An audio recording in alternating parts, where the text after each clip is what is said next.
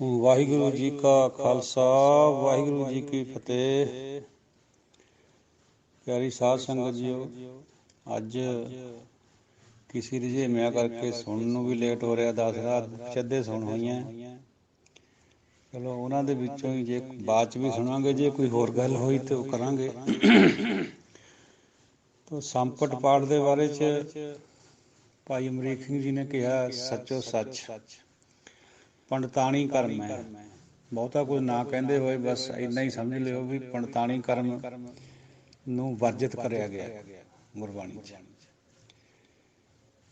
ਸਮਝ ਨਹੀਂ ਆਉਂਦੀ ਇਹੋ ਜਿਹੇ ਕਿਉਂ, ਕਿਉਂਕਿ ਅਸਲ 'ਚ ਗੱਲ ਇਹ ਹੈ ਨਾ, ਜਿਹੜੇ ਸਾਡੇ ਡੇਰੇਦਾਰ ਹੈ ਉਹਨਾਂ ਨੇ ਗੁਰਬਾਣੀ ਨੂੰ ਉਹਦੀ ਸਨਾਤਨੀ ਧਰਮ ਦੀ ਪੁੱਠ ਚੜ੍ਹਾਉਣ ਦੀ ਕੋਸ਼ਿਸ਼ ਕਰੀ ਹੈ। ਹਰ ਇੱਕ ਚੀਜ਼ ਵਿੱਚ ਜਿੰਨੇ ਵੀ ਵਿਸ਼ੇ ਹੈ ਗੁਰਬਾਣੀ ਦੇ, ਚਾਹੇ ਮੂਲ ਮੰਤਰ ਸਾਹਿਬ ਹੈ, ਚਾਹੇ ਕੁਛ ਵੀ ਹੈ, ਉਹਨਾਂ ਨੇ ਉਹਨੂੰ ਉਸ ਤਰ੍ਹਾਂ ਦੀ ਗੱਲ ਜਿਵੇਂ ਉੱਧਰ ਹੁੰਦਾ ਹੈ ਉਸ ਤਰ੍ਹਾਂ ਦਾ ਹੀ ਇੱਧਰ ਕੋਰਸਪੋਂਡਿੰਗ ਚੀਜ਼ ਬਣਾਉਣ ਦੀ ਕੋਸ਼ਿਸ਼ ਕਰੀ ਹੈ। ਇਸ ਕਰਕੇ ਇਹ ਤਾਂ ਨਹੀਂ ਸਹੀ ਹੈ। ਇੱਕ ਵਾਰ ਦਾਸਰੇ ਨੂੰ ਚੈਨਲ ਸੀਗਾ ਉਹ ਜੀ ਪੰਜਾਬੀ, ਉੱਥੇ ਸਵਾਲ ਵੀ ਪੁੱਛਿਆ ਸੀ ਕਿਸੇ ਬੰਦੇ ਨੇ। ਉੱਥੇ ਦਾਸਰਾ ਕਥਾ ਕਰਨ ਜਾਇਆ ਕਰਦੇ ਸੀ ਦਿੱਲੀ ਸਵੇਰੇ ਸਵੇਰੇ ਨੋਇਡਾ ਤੋਂ, ਮਹੀਨੇ 'ਚ ਇੱਕ ਅੱਧੀ ਵਾਰ। ਉਹ ਕਿਸੇ ਨੇ ਪੁੱਛਿਆ ਸੀ ਵੀ ਸੰਪਟ ਪਾਠ ਕਿਆ ਹੁੰਦਾ ਹੈ ਜੀ, ਕਿਆ ਮਹਾਤਮ ਹੈ ਇਹਦਾ। ਇੱਕੋ ਗੱਲ ਕਹਿ ਕੇ ਮੈਂ ਗੱਲ ਨਿਬੇੜੀ ਹੋਈ ਹੈ, ਉਹ ਨੈੱਟ ਪਰ ਪਈ ਹੈ ਬਾਤ, ਵੀ ਮੈਨੂੰ ਤਾਂ ਐਂ ਨਹੀਂ ਪਤਾ ਵੀ ਸੰਪਟ ਪਾਠ ਹੁੰਦਾ ਕਿਆ ਭਾਈ। ਬਸ ਗੱਲ ਨਿਬੇੜਤੀ ਸੀਗੀ ਵੀ ਕਾਹਨੂੰ ਇਹਦੇ ਬਾਰੇ ਬਹੁਤਾ ਕੁਛ ਕਹਿਣਾ, ਜਦੋਂ ਜਿਹੜੀ ਗੱਲ ਹੈ ਹੀ ਨਹੀਂ ਗੁਰਮਤ ਵਿੱਚ, ਉਹਦੇ ਬਾਰੇ ਕਿਆ ਬਹੁਤੀ ਗੱਲ ਕਰੀਏ। ਇਹ ਲੋਕ ਕਰਦੇ ਆ ਤਾਂ ਲੜਦੇ ਕਰੀ ਜਾਣ ਦਿਓ ਉਹਨਾਂ ਨੂੰ। ਚਲੋ ਆਪਾਂ ਵਿਚਾਰ ਕਰੀਏ ਜਪਜੀ ਸਾਹਿਬ ਦੀ ਚੌਥੀ ਪੌੜੀ ਦੀ। ਸਾਚਾ ਸਾਹਿਬ ਸਾਚ ਨਾਏ ਭਾਖਿਆ ਭਉ ਅਪਾਰ, ਆਖੈ ਮੰਗੈ ਦੇਹ ਦੇਹ ਦਾਤ ਕਰੇ ਦਾਤਾਰ। ਫਿਰ ਕੇ ਅੱਗੇ ਰਖੀਐ ਜਿਤ ਦਿਸੈ ਦਰਬਾਰ, ਮੋਹ ਕੇ ਬੋਲਣ ਬੋਲੀਐ ਚਿਤ ਸੁਣ ਧਰੇ ਪਿਆਰ। ਅੰਮ੍ਰਿਤ ਵੇਲਾ ਸਚ ਨਾਉ ਵਡਿਆਈ ਵਿਚਾਰ, ਕਰਮੀ ਆਵੈ ਕੱਪੜਾ ਨਦਰੀ ਮੋਖ ਦੁਆਰ।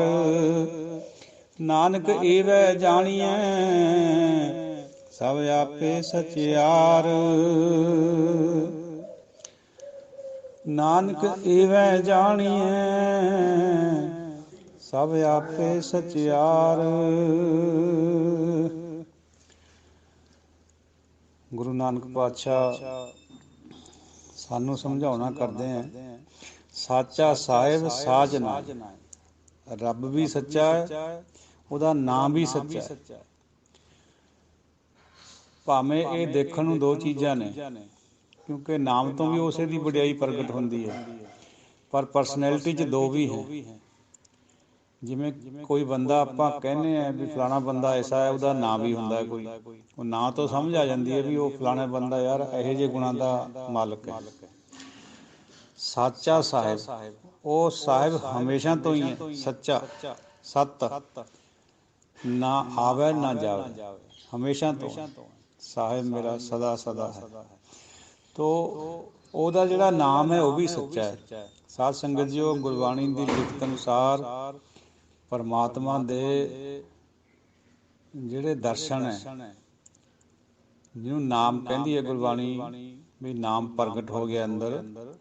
ਉਹ ਨਾਮ ਪ੍ਰਗਟ ਹੁੰਦਾ ਉਦੋਂ ਜਦੋਂ ਹਉਮੈ ਟੁੱਟਦੀ ਹੈ ਗੁਰੂ ਦੁਆਰਾ ਕਿਸੇ ਵੀ ਪੁਰਸ਼ ਦੀ, ਜਿਹਨੂੰ ਮਹਾਂਪੁਰਸ਼ ਬਣਾ ਦਿੰਦੀ ਹੈ ਹਉਮੈ ਤੋੜ ਕੇ।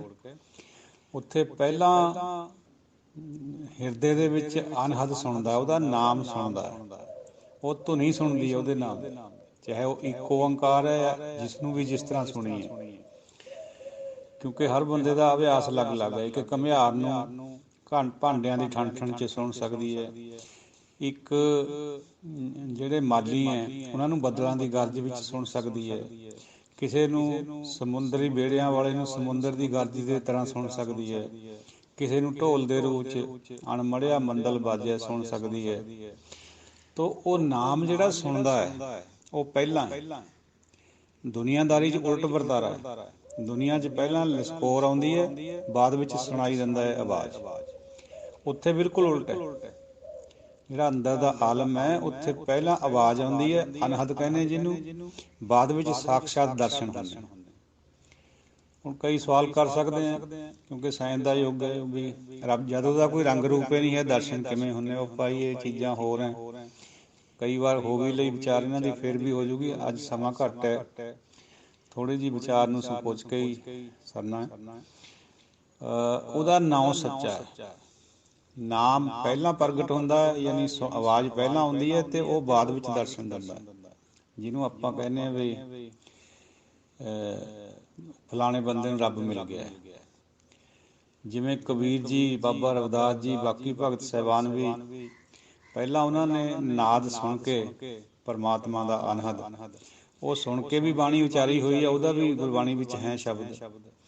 ਜਦੋਂ ਫਿਰ ਦਰਸ਼ਨ ਹੋ ਗਏ, ਜਿਹਨੂੰ ਪਰਮ ਪਦ ਕਿਹਾ ਗਿਆ ਗੁਰਬਾਣੀ 'ਚ, ਪਰਮਾਤਮਾ ਦੇ ਦਰਸ਼ਨ ਸਾਕਸ਼ਾਤ ਹੋ ਗਏ। ਕਿਉਂਕਿ ਪਰਮਾਤਮਾ ਆਪਣਾ ਰੂਪ ਕਦੇ ਵੀ ਕਰ ਸਕਦਾ, ਬਣਾ ਸਕਦਾ।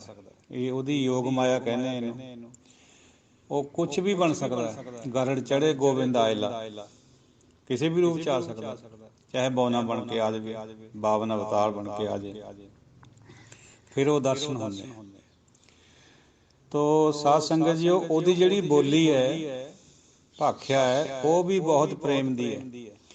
ਉਹ ਕਿਸੇ ਨੂੰ ਇਹ ਨਹੀਂ ਦੇਖਦਾ ਵੀ ਇਹ ਪੰਜਾਬੀ 'ਚ ਬੋਲਦਾ, ਅੰਗਰੇਜ਼ੀ 'ਚ ਬੋਲਦਾ, ਹਿੰਦੀ 'ਚ ਬੋਲਦਾ ਹੈ ਕਿ ਮਰਾਠੀ 'ਚ ਬੋਲਦਾ। ਉਹਨੇ ਭਾਵ ਦੇਖਣਾ ਉਹਦਾ ਬੋਲਣ ਦਾ ਅੰਦਾਜ਼, ਵੀ ਕਿੰਨੀ ਕੁ ਇਹਦੇ ਅੰਦਰ ਇੰਟੈਂਸਿਟੀ ਹੈ ਮੇਰੇ ਪ੍ਰਤੀ, ਕਿੰਨਾ ਕੁ ਲਵ ਹੈ, ਕਿੰਨਾ ਕੁ ਪ੍ਰੇਮ ਹੈ। ਉਹ ਪ੍ਰੇਮ ਦੀ ਬੋਲੀ ਉਹਨੂੰ ਚੰਗੀ ਲੱਗਦੀ। ਤੋ ਜਦ ਪ੍ਰੇਮ ਹੋਏਗਾ ਤਾਂ ਉਹ ਸ਼ਬਦ ਪ੍ਰੇਮ ਦੇ ਵਿੱਚੋਂ ਜਿਹੜੇ ਨਿਕਲਣਗੇ ਉਹ ਉਹਨੂੰ ਚੰਗੇ ਲੱਗਦੇ। ਆਖੈਂ ਮੰਗੈਂ, ਇਹ ਬਹੁਵਚਨਕ ਹੈ, ਕਿਉਂਕਿ ਅਸੀਂ ਆਖਦੇ ਹਾਂ, ਅਸੀਂ ਮੰਗਦੇ ਹਾਂ, ਦੇ ਸਾਨੂੰ ਆਹ ਵੀ ਦੇ ਦੇ, ਸਾਨੂੰ ਉਹ ਵੀ ਦੇ ਦੇ। ਦਾਤ ਕਰੇ ਦਾਤਾਰ, ਫਿਰ ਦਾਤਾਰ ਪਰਮਾਤਮਾ ਸਾਨੂੰ ਇਹ ਦਾਤ ਬਖਸ਼ ਦਿੰਦਾ, ਜਿਹੜੀ ਵੀ ਅਸੀਂ ਮੰਗਦੇ ਹਾਂ। ਮੰਗੀਓ ਜਾਂਦੇ ਸਵੇਰ ਤੇ ਸ਼ਾਮ ਤਾਈਂ, ਬਿਨ ਮੰਗਿਆਂ ਵੀ ਦੇਈ ਜਾਂਦਾ। ਇਹ ਇੱਕ ਅਵਸਥਾ ਹੁੰਦੀ ਹੈ ਸੰਤਾਂ ਦੀ, ਉਹ ਮੰਗਦੇ ਹੀ ਨਹੀਂ ਹੈ, ਫਿਰ ਵੀ ਭੰਡਾਰੇ ਭਰੇ ਹੀ ਰਹਿੰਦੇ। ਆਲੇ ਦੁਆਲੇ ਤੋਂ ਇੰਨੀ ਮਾਇਆ ਆ ਜਾਂਦੀ ਹੈ ਵੀ ਹਿਸਾਬ ਹੀ ਕੋਈ ਨਹੀਂ ਰਹਿ ਜਾਂਦਾ। ਬਰਸਣ ਲੱਗੀ ਲੱਛਮੀ, ਰਿੱਧ ਸਿੱਧ ਨੌ ਨਿੱਧ ਸਬਾਈ। ਸਿੱਧਾਂ ਨੇ ਜਦੋਂ ਦੇਖਿਆ ਵੀ ਗੁਰੂ ਬਾਬਿਆਂ ਕੋਲ ਧਨ ਤੇ ਨਹੀਂ ਇੰਨਾ ਪੈਸਾ ਪਦਾਰਥ ਚੜ੍ਹ ਗਿਆ, ਸਾਨੂੰ ਕੋਈ ਪੁੱਛਦਾ ਹੀ ਨਹੀਂ ਹੈ। ਸ਼ਿਵਰਾਤ ਦੇ ਮੇਲੇ ਦੀ ਬਾਤ ਹੈ। ਸੋ ਮਾਇਆ ਤਾਂ ਉਹਨਾਂ ਦੇ ਪਿੱਛੇ ਪਿੱਛੇ ਫਿਰਦੀ ਹੈ, ਸਿੱਧੀਆਂ ਰਿੱਧੀਆਂ ਪਿੱਛੇ ਪਿੱਛੇ ਫਿਰਦੀਆਂ। ਇਸ ਕਰਕੇ ਅਸੀਂ ਮੰਗਦੇ ਮੰਗਦੇ ਥੱਕ ਜਾਂਦੇ, ਉਹ ਦੰਦਾ ਨਹੀਂ ਥੱਕਦਾ। ਆਖੈਂ ਮੰਗੈਂ ਦੇ, ਅਸੀਂ ਕਹੀ ਜਾਂਦੇ ਆਹ ਵੀ ਦੇ ਦੇ, ਉਹ ਵੀ ਦੇ ਦੇ। ਹਾਲਾਂਕਿ ਗੁਰਬਾਣੀ 'ਚ ਇਹ ਵੀ ਵਚਨ ਹੈ ਵੀ ਜੋ ਮੰਗੈ ਸੋ ਭੁੱਖਾ ਰਹੇ। ਮੰਗਣੇ ਵਾਲਾ ਭੁੱਖਾ ਰਹੂਗਾ, ਕਿਉਂਕਿ ਉਹਨੂੰ ਪਤਾ ਉਹ ਅੰਦਰ ਬੈਠਾ ਵੀ ਇਹਨੂੰ ਇਸ ਚੀਜ਼ ਦੀ ਲੋੜ ਹੈ, ਉਹ ਤਾਂ ਉਹਨੇ ਪੂਰੀ ਕਰ ਦੇਣੀ ਹੈ। ਜੇ ਉਹ ਲਗਜ਼ਰੀ ਮੰਗੂਗਾ ਉਹ ਤੋਂ, ਉੱਥੇ ਉਹਨੇ ਨਹੀਂ ਦੇਣੀ ਹੁੰਦੀ, ਉਹ ਤਾਂ ਉੱਦਮ ਕਰਨਾ ਹੀ ਪੈਣਾ। ਭੁੱਖ ਖਾਤਰ ਜ਼ਰੂਰ ਉਹਨੇ ਦੇ ਦੇਣਾ। ਪੱਥਰ ਨੂੰ ਵੀ ਕੀੜੇ ਦੇ ਵਿੱਚ, ਪੱਥਰ ਦੇ ਵਿੱਚ ਵੀ ਕੀੜੇ ਨੂੰ ਉਹ ਰੋਜ਼ੀ ਦਿੰਦਾ। ਫਿਰ ਕੇ ਅੱਗੇ ਰੱਖੀਏ, ਥੋੜ੍ਹਾ ਜਿਹਾ ਫਿਰ ਕੇ ਅੱਗੇ ਰੱਖੀਏ, ਜਿਤ ਦਿਸੈ ਦਰਬਾਰ। ਕਿਆ ਉਹਦੇ ਅੱਗੇ ਭੇਂਟਾ ਚੜ੍ਹਾਈ ਜਾਵੇ ਵੀ ਸਾਨੂੰ ਉਹਦੇ ਦਰਬਾਰ ਦੇ ਦਰਸ਼ਨ ਹੋ ਜਾਣ। ਹੁਣ ਪੰਡਿਤ ਨੇ ਤਾਂ ਵਿਧਾਨ ਬਣਾ ਦਿੱਤਾ ਬਈ ਫਲ ਫਰੂਟ ਰੱਖੋ, ਮਿਠਾਈ ਰੱਖੋ, ਉਹਦੇ ਅੱਗੇ ਧੂਫ ਜਗਾਓ, ਚਲਾਓ, ਉਹਨੂੰ ਸੁਗੰਧੀ ਦਿਓ, ਔਰ ਸੁੱਚਮਾ ਰੱਖੋ। ਇਹ ਸਾਰਾ ਕੁਛ ਗੁਰੂ ਬਾਬਿਆਂ ਨੇ ਕਿਹਾ ਵੀ ਨਹੀਂ, ਇਹ ਤਾਂ ਸਭ ਉਹਦਾ ਹੀ ਹੈ। ਉਹ ਭਾਈ ਉਹਨੂੰ ਤਾਂ ਸਿਰਫ ਉਹਦੇ ਅੱਗੇ ਕਿਆ ਰੱਖਣਾ ਹੈ, ਇਹ ਅਗਲੀ ਬਾਤ ਵਿੱਚ ਦੱਸ ਰਹੇ ਹਾਂ। ਫਿਰ ਮੋਹ, ਆ ਸ਼ਬਦ ਉਹੀ ਮੋਹਾਂ, ਇਹ ਆਲੀ ਵਿਚਾਰ ਇੱਕ ਦਿਨ ਅੱਗੇ ਮੋਟੀ ਜੀ ਫੇਰ ਕਰ ਦੇਣਾ। ਇਹ ਜਿਹੜਾ ਕਨੌੜਾ ਹੈ ਹਾਹੇ ਨੂੰ, ਇਹ ਕਨੌੜਾ ਸ਼ਬਦ ਅਸਲ 'ਚ ਨਹੀਂ ਹੈ, ਜਿਹੜੀ ਆਦਿ ਬੀੜ ਹੈ ਉਹਦੇ 'ਚ ਨਹੀਂ ਹੈ। ਆ ਜਿਹੜੇ ਕਨੌੜੇ ਦਾ ਖੱਬੇ ਪਾਸੇ ਵਾਲੀ ਟੰਗ ਹੈ, ਇਹ ਇੱਥੇ ਬਿੰਦੀ ਹੈ ਪੁਰਾਣੀਆਂ ਲਿਖਤਾਂ 'ਚ ਪੰਜਾਬੀ 'ਚ। ਹੁਣ ਤਾਂ ਆਪਾਂ ਪਿਛਲੇ ਪਾਸੇ ਲਾਉਂਦੇ ਨਾ ਸੱਜੇ ਹੱਥ, ਅੱਗੇ ਇਸ ਤਰ੍ਹਾਂ ਹੁੰਦਾ ਸੀਗਾ। ਉਹ ਅਣਜਾਣਪਣੇ 'ਚ ਲਿਖਾਰੀਆਂ ਨੇ ਇਹਨੂੰ ਹੋੜੇ ਦੀ ਕਨੌੜਾ ਬਣਾਤੀ ਹੈ, ਬਿੰਦੀ ਦੀ। ਫਿਰ ਉਹ ਬੋਲਣ ਵਿੱਚ ਵੀ ਹੁਣ ਮੋਹਾਂ ਕਨੌੜਾ ਲਾ ਕੇ ਬੋਲਿਆ ਜਾਂਦਾ। ਐਕਚੁਅਲੀ ਇਹ ਸ਼ਬਦ ਹੈ ਮੋਹ। ਮੋਹ ਕੇ ਬੋਲਣ ਬੋਲੀਏ, ਜਿਤ ਸੁਣ ਧਰੇ ਪਿਆਰ। ਫਿਰ ਕਿਹੜੀ ਬੋਲੀ ਬੋਲੀਏ ਵੀ ਸਾਡੇ ਉੱਤੇ ਉਹ ਪਿਆਰ ਧਰਿਆ, ਯਾਨੀ ਸਾਨੂੰ ਪਿਆਰ ਕਰਨ ਲੱਗ ਜਾਵੇ, ਸਾਡੇ ਨੇੜੇ ਆ ਜਾਵੇ। ਅੱਗੇ ਜਵਾਬ ਵੀ ਦੇ ਰਹੇ ਪਾਤਸ਼ਾਹ, ਅੰਮ੍ਰਿਤ ਵੇਲਾ ਸੱਚ ਨਾਮ ਵਡਿਆਈ ਵਿਚਾਰ। ਸਾਧ ਸੰਗਤ ਜੀ ਆਪਾਂ ਵੈਸੇ ਅੰਮ੍ਰਿਤ ਬੋਲਦੇ ਹਾਂ ਬੋਲੀ 'ਚ। ਵੈਸੇ ਇਹ ਸ਼ਬਦ ਸੰਸਕ੍ਰਿਤ ਵੱਲੋਂ ਆਏ ਹੋਏ ਆ, ਇਹਨਾਂ ਨੂੰ ਅੰਮ੍ਰਿਤ ਸਿਆਰੀ ਲਾ ਕੇ ਲਿਖਿਆ ਹੋਇਆ। ਤੋ ਆਪ ਜੀ ਆਪਣੇ ਵਿਵੇਕ ਨਾਲ ਦੇਖਿਓ ਵੀ ਜਿਵੇਂ ਵੀ ਬੋਲਿਆ ਜਾਵੇ, ਜੇ ਸਹੀ ਬੋਲ ਦਈਏ ਅੰਮ੍ਰਿਤ ਤਾਂ ਜ਼ਿਆਦਾ ਠੀਕ ਹੈ। ਅੰਮ੍ਰਿਤ ਵੇਲਾ ਸੱਚ ਨਾਉ ਵਡਿਆਈ ਵਿਚਾਰ। ਇਹ ਜਿਹੜਾ ਅੰਮ੍ਰਿਤ ਵੇਲਾ ਹੈ ਇਹ ਤੜਕੇ ਦੇ ਪੈਰ ਨੂੰ ਮੰਨਿਆ ਜਾਂਦਾ ਹੈ, 2 ਵਜੇ ਤੋਂ ਸੂਰਜ ਚੜ੍ਹਨ ਤੱਕ ਕਦੇ ਵੀ। ਤੋ ਵੈਸੇ ਗੁਰਬਾਣੀ 'ਚ ਇਹ ਵੀ ਆਉਂਦਾ ਵੀ ਜਦ ਵੀ ਉਹਦਾ ਨਾਂ ਚੇਤਾ ਆਉਂਦਾ ਉਹ ਅੰਮ੍ਰਿਤ ਵੇਲਾ, ਉਹ ਵੀ ਗੱਲ ਠੀਕ ਹੈ। ਇਸ ਤੋਂ ਵੀ ਅਗਲੀ ਗੱਲ ਹੈ, ਜਿਨ੍ਹਾਂ ਨੇ ਅੰਮ੍ਰਿਤ ਵੇਲਾ ਸਾਂਭ ਲਿਆ ਉਹਨਾਂ ਦਾ 24 ਘੰਟੇ ਹੀ ਅੰਮ੍ਰਿਤ ਵੇਲਾ ਬਣ ਜਾਂਦਾ। ਇਹ ਵੀ ਗੱਲ ਗੁਰਬਾਣੀ ਫਰਮਾਉਂਦੀ। ਪਰ ਪਹਿਲਾਂ ਸ਼ੁਰੂਆਤ ਵਿੱਚ ਤਾਂ ਸਾਨੂੰ ਅੰਮ੍ਰਿਤ ਵੇਲਾ ਸੰਭਾਲਣਾ ਹੀ ਪਊਗਾ। ਸਵੇਰੇ ਸਾਜਰੇ ਉੱਠ ਕੇ ਮਨ ਦੀ ਜਿਹੜੀਆਂ ਖਿੰਡੀਆਂ ਹੋਈਆਂ ਮੱਤਾਂ ਉਹ ਖੰਡਾਓ ਨਹੀਂ ਹੁੰਦਾ। ਇਸ਼ਨਾਨ ਵਗੈਰਾ ਕਰਕੇ ਉਦੋਂ ਜਦ ਆਪਾਂ ਨਾਮ ਜਪਦੇ ਹਾਂ ਤਾਂ ਉਹਦਾ ਮਹਾਤਮ ਜ਼ਿਆਦੇ ਹੈ। ਉਸ 1 ਘੰਟੇ ਦੇ ਜਪ ਕਰੇ ਹੋਏ ਦੀ ਸਾਰਾ ਦਿਨ ਸਾਡੇ ਉੱਤੇ ਛਾਪ ਰਹਿੰਦੀ ਹੈ, ਮਨ ਉੱਧਰ ਰਹਿੰਦਾ। ਸੱਚ ਨਾਉ ਵਡਿਆਈ ਵਿਚਾਰ। ਅੰਮ੍ਰਿਤ ਵੇਲੇ ਉਹ ਸੱਚੇ ਨਾਉ ਦੀ ਵਡਿਆਈ ਦੀਆਂ ਵਿਚਾਰਾਂ ਕਰੋ ਭਾਈ, ਕਿਉਂਕਿ ਨਾਨਕ ਨਾਮ ਮਿਲੇ ਗੁਣ ਗਾਏ। ਉਹਦੇ ਗੁਣ ਗਾਉਣੇ। ਸਾਰੀ ਬਾਣੀ ਕਿਆ ਚੀਜ਼ ਹੈ? ਉਹਦੇ ਗੁਣ ਗਾਏ ਜਾਂਦੇ। ਉਹਦੇ 'ਚ ਜਪਜੀ ਸਾਹਿਬ ਕਿਹਾ ਹੈ, ਉਹਦੇ ਗੁਣ ਗਾਏ ਜਾਂਦੇ। ਕੋਈ ਬਾਣੀ ਲੈ ਲਓ, ਪਰਮਾਤਮਾ ਦੇ ਗੁਣ ਗਾਏ ਹੋਏ ਉਹਦੇ ਵਿੱਚ। ਪਰਮਾਤਮਾ ਤੋਂ ਬਿਨਾਂ ਕਿਸੇ ਵਿਅਕਤੀ ਵਿਸ਼ੇਸ਼, ਕਿਸੇ ਅਵਤਾਰ ਵਿਸ਼ੇਸ਼, ਕਿਸੇ ਦੇਵੀ ਦੇਵਤਾ ਵਿਸ਼ੇਸ਼ ਦੀ ਕੋਈ ਮਹਿਮਾ ਗੁਰਬਾਣੀ ਨੇ ਨਹੀਂ ਗਾਈ। ਜਿੱਥੇ ਕਿਤੇ ਨਜ਼ਰ ਆਉਂਦਾ ਨਾ ਵੀ ਇਸ ਤਰ੍ਹਾਂ ਕਰਿਆ ਹੋਇਆ, ਉਹ ਸਾਡੀ ਖਾਮ ਖਿਆਲੀ ਹੈ, ਸਾਡੇ ਸਮਝਣ 'ਚ ਫਰਕ ਪਿਆ ਹੋਇਆ। ਕਿਉਂਕਿ ਸਾਡੇ ਜਿਹੜੇ ਸਨਾਤਨੀ ਵਿਚਾਰਾਂ ਵਾਲੇ ਲੋਕ ਆ ਉਹਨਾਂ ਨੇ ਉਹਨੂੰ ਉੱਧਰ ਨੂੰ ਜੋੜਿਆ। ਉਹ ਉੱਧਰੋਂ ਸਿੱਖਿਆ ਲਈ ਹੋਈ ਸੀ, ਉਹਨਾਂ ਨੇ ਗੁਰਬਾਣੀ ਨੂੰ ਉਸ ਐਂਗਲ 'ਤੇ ਪ੍ਰਚਾਰਨ ਦੀ ਬਾਤ ਕਹੀ ਹੋਈ। ਗੁਰਦੁਆਰੇ ਸਾਹਿਬਾਨਾਂ ਦੇ ਵਿੱਚ ਵੀ ਜਦ ਉਹਨਾਂ ਨੇ ਚਾਰਜ ਸੰਭਾਲੇ, ਸਿੰਘ ਜੰਗਲਾਂ ਚਲੇ ਗਏ, ਉਦੋਂ ਵੀ ਉਹਨਾਂ ਨੇ ਸਾਰੀਆਂ ਰਹੁ ਰੀਤੀਆਂ ਸਨਾਤਨੀ ਧਰਮ ਵਾਲੀਆਂ ਸਿੱਖ ਧਰਮ ਦੇ ਵਿੱਚ ਸ਼ਾਮਿਲ ਕਰ ਦਿੱਤੀਆਂ, ਜਿਹਦੇ ਵਿੱਚ ਘੰਟੀ ਦਾ ਵਜਾਉਣਾ ਜਿਹੜਾ ਉਹ ਵੀ ਉਹਨਾਂ ਦੀ ਉਹ ਦੇਣ। ਹਾਲਾਂਕਿ ਸਿੱਖਾਂ ਦੇ ਵਿੱਚ ਨਗਾਰੇ ਦੀ ਪ੍ਰਥਾ ਸੀਗੀ, ਪਰ ਨਗਾਰੇ ਤੋਂ ਗੌਰਮੈਂਟ ਡਰਦੀ ਸੀਗੀ, ਕਿਉਂਕਿ ਨਗਾਰਾ ਰਾਜਾ ਵਜਾਉਂਦਾ ਹੁੰਦਾ। ਉਹ ਨਗਾਰੇ ਉਹਨਾਂ ਨੇ ਡਰਦੇ ਮਾਰੇ ਰੱਖੋ, ਜਾਂ ਉਹਨਾਂ ਦੀ ਆਪਣੀ ਮਰਿਆਦਾ ਘੰਟੀਆਂ ਦੀ ਸੀਗੀ, ਉਹਨਾਂ ਨੇ ਘੰਟੀਆਂ ਸ਼ੁਰੂ ਕਰਾਤੀਆਂ। ਕਰਮੀ ਆਵੇ ਕੱਪੜਾ ਨਦਰੀ ਮੋਖ ਦੁਆਰ। ਸਾਧ ਸੰਗਤ ਜੀ, ਇਹ ਕਰਮੀ ਸ਼ਬਦ ਗੁਰਬਾਣੀ 'ਚ ਦੋਹੇ ਰੂਪਾਂ 'ਚ ਆਉਂਦਾ। ਕੰਮ ਨੂੰ ਵੀ ਕਿਹਾ ਜਾਂਦਾ ਹੈ। ਕਰਮ ਜਦੋਂ ਫਾਰਸੀ ਦੇ ਤੌਰ 'ਤੇ ਆਉਂਦਾ ਹੈ, ਉਹ ਇਹ ਬਖਸ਼ਿਸ਼ ਦੇ ਤੌਰ 'ਤੇ ਆਉਂਦਾ। ਉਹ ਫਿਰ ਪ੍ਰਸੰਗ ਦੇਖਣਾ ਹੁੰਦਾ ਵੀ ਇੱਥੇ ਕਿਹਦਾ ਪ੍ਰਸੰਗ ਚੱਲ ਰਿਹਾ, ਫਾਰਸੀ ਦਾ ਹੈ ਜਾਂ ਸੰਸਕ੍ਰਿਤ ਦਾ। ਕਰਮੀ ਆਵੇ ਕੱਪੜਾ, ਕਰਮਾਂ ਦੇ ਨਾਲ ਜੋ ਅਸੀਂ ਕਰਦੇ ਹਾਂ ਉਹਦੇ ਮੁਤਾਬਕ ਸਾਡਾ ਜਾਮਾ ਬਦਲਦਾ। ਕੱਪੜਾ ਸਰੀਰ ਨੂੰ ਕਹਿੰਦੇ। ਤੇ ਜਿਹੜਾ ਮੁਕਤੀ ਦਾ ਦਰਵਾਜ਼ਾ ਹੈ ਉਹ ਨਦਰ ਨਾਲ ਹੈ, ਉਹ ਸਾਡੇ ਕੰਮਾਂ ਪਰ ਡਿਪੈਂਡ ਨਹੀਂ ਕਰਦਾ। ਇਹ ਗੁਰਬਾਣੀ ਦਾ ਸਿਧਾਂਤ ਵੀ ਹੈ ਸਾਰਾ ਹੀ, ਬਈ ਨਦਰ ਉਹਦੀ ਹੋਊਗੀ ਤਾਂ ਸਾਨੂੰ ਪ੍ਰਾਪਤੀ ਹੋ ਜੂ, 84 ਕੱਟੀ ਜਾਊਗੀ। ਪਰ ਸਾਡੇ ਕੰਮਾਂ ਕਰਕੇ ਨਹੀਂ, ਜੋ ਅਸੀਂ ਕਰਦੇ ਹਾਂ ਉਹਦੀ ਸਾਡਾ ਕੋਈ ਉਹਦੇ ਪਰ ਦਾਅਵਾ ਨਹੀਂ ਹੈ। ਇਹ ਉਹਦੀ ਨਜ਼ਰ ਹੈ, ਉਹਦੀ ਗ੍ਰੇਸ ਹੈ ਜੇ ਹੋ ਜੇ। ਹਾਂ, ਇੰਨਾ ਗੱਲ ਜ਼ਰੂਰ ਗੁਰਬਾਣੀ ਮੰਨਦੀ ਹੈ ਵੀ ਇਹ ਬਿਰਥਾ ਤਾਂ ਜਾਂਦਾ ਨਹੀਂ ਨਾਮ ਜਪਿਆ ਹੋਇਆ। ਰੱਬ ਦਾ ਨਾਮ ਲੈਣਾ ਬਹੁਤ ਅੱਛਾ ਕਰਮ ਹੈ। ਇਹਦੇ ਨਾਲ ਸਾਡਾ ਜਾਮਾ ਜ਼ਰੂਰ ਬਦਲੂਗਾ। ਅਸੀਂ ਗਧੇ ਘੋੜੇ ਨਾ ਬਣ ਕੇ, ਪੰਛੀ ਨਾ ਬਣ ਕੇ ਮੁੜ ਕੇ ਮਨੁੱਖ ਬਣ ਸਕਦੇ। ਸਭ ਤੋਂ ਜਿਹੜੀ ਉੱਤਮ ਸ਼੍ਰੇਣੀ ਹੈ ਮਨੁੱਖ ਦੀ, ਉੱਤਮ ਜੂਨ ਹੈ, ਉਹ ਸਾਨੂੰ ਸਾਡੇ ਕਰਮਾਂ ਕਰਕੇ ਮਿਲਦੀ ਹੈ। ਤੋ ਇਹਦੀ ਵੀ ਵਿਚਾਰ ਲੰਬੀ ਹੈ, ਫਿਰ ਕਿਸੇ ਟਾਈਮ ਕਰਾਂਗੇ। ਮੁਕਤੀ ਦਾ ਦਰਵਾਜ਼ਾ ਨਦਰ ਨਾਲ ਹੈ। ਨਾਨਕ ਏਵੈ ਜਾਣੀਐ ਸਭ ਆਪੇ ਸਚਿਆਰ। ਗੁਰੂ ਨਾਨਕ ਪਾਤਸ਼ਾਹ ਫਰਮਾਉਂਦੇ ਵੀ ਏਕਣ ਜਾਣ ਲਓ ਭਾਈ, ਬਈ ਸਭ ਆਪੇ ਆਪ ਹੋ ਸਚਿਆਰਾ। ਅਸੀਂ ਨਾ ਸਚਿਆਰਾ ਬਣ ਗਏ ਆਪਣੇ ਤੌਰ ਪਰ, ਆਪਣੇ ਕਰਮਾਂ ਦੇ ਨਾਲ। ਨੋ, ਕੰਮ ਅਸੀਂ ਜੋ ਵੀ ਕਰੀਏ ਪਰ ਨਾਲ ਉਹਦੀ ਨਜ਼ਰ ਵੀ ਉਡੀਕੀਏ। ਜਿਵੇਂ ਗਰੁੱਪ ਦੇ ਮੈਂਬਰ ਸਾਹਿਬਾਨ ਸਤਸੰਗੀਓ, ਕਈ ਵਾਰ ਵਿਚਾਰ ਆ ਲਈ ਵੀ ਦੇਖੋ ਆਪਾਂ ਸਿੱਖ ਜਗਤ ਵੀ ਗੁਣ ਗਾਉਂਦਾ, ਗੁਣੇ ਗਾਉਂਦਾ, ਉਹਦੇ ਗੁਣ ਗਾਉਣਾ ਹੀ ਸਾਡਾ ਫਰਜ਼ ਹੈ। ਹਰਿਮੰਦਰ ਸਾਹਿਬ ਯਾਨੀ ਦਰਬਾਰ ਸਾਹਿਬ ਅੰਮ੍ਰਿਤਸਰ ਤੋਂ ਰੋਜ਼ਾਨਾ 21 ਘੰਟੇ ਕੀਰਤਨ ਦਾ ਮਕਸਦ ਹੀ ਇਹੀ ਹੈ ਵੀ ਉਹਦੇ ਗੁਣ ਗਾਏ ਜਾਣ, ਦੂਜੀ ਕੋਈ ਗੱਲ ਹੋਵੇ ਹੀ ਨਾ। ਪਰ ਗੁਣ ਗਾਉਣੇ ਦਾ ਹੁਣ ਦੇਖੋ ਵਿਚਾਰ ਜਦ ਗੁਰਬਾਣੀ ਦੀ ਸਮੱਗਰਤਾ 'ਚੋਂ ਆਊਗੀ, ਗੁਰੂ ਦਾ ਨਾਂ ਲੈਣਾ, ਪਰਮਾਤਮਾ ਦਾ ਨਾਂ ਲੈਣਾ, पढ़ना, सुनना, लिखना, जपना, विचारना और कथा कीर्तन करना, ये कर्म है। ये होने चाहिए हैं, अच्छे हैं, पर इन्हां दे करन नाल परमात्मा प्राप्त हो जाऊगा। एकन सीधी स्टेटमेंट नहीं गुरबाणी च है, वही यस और नो की गल है, इन बिटवीन गल है किते। ये करने भी हैं, पर नज़र ओहदी उड़ीकनी, जिन्ना चिर ओहदी बख्शिश नहीं हुंदी परमात्मा का मिलाप नहीं हुंदा कदे। हालांकि ये सब कुछ करन दी हिदायत भी है। चरण सरन गोरे एक पिंडा जाए चल, असीं एक कदम चलण की कोशिश कर रहे हैं।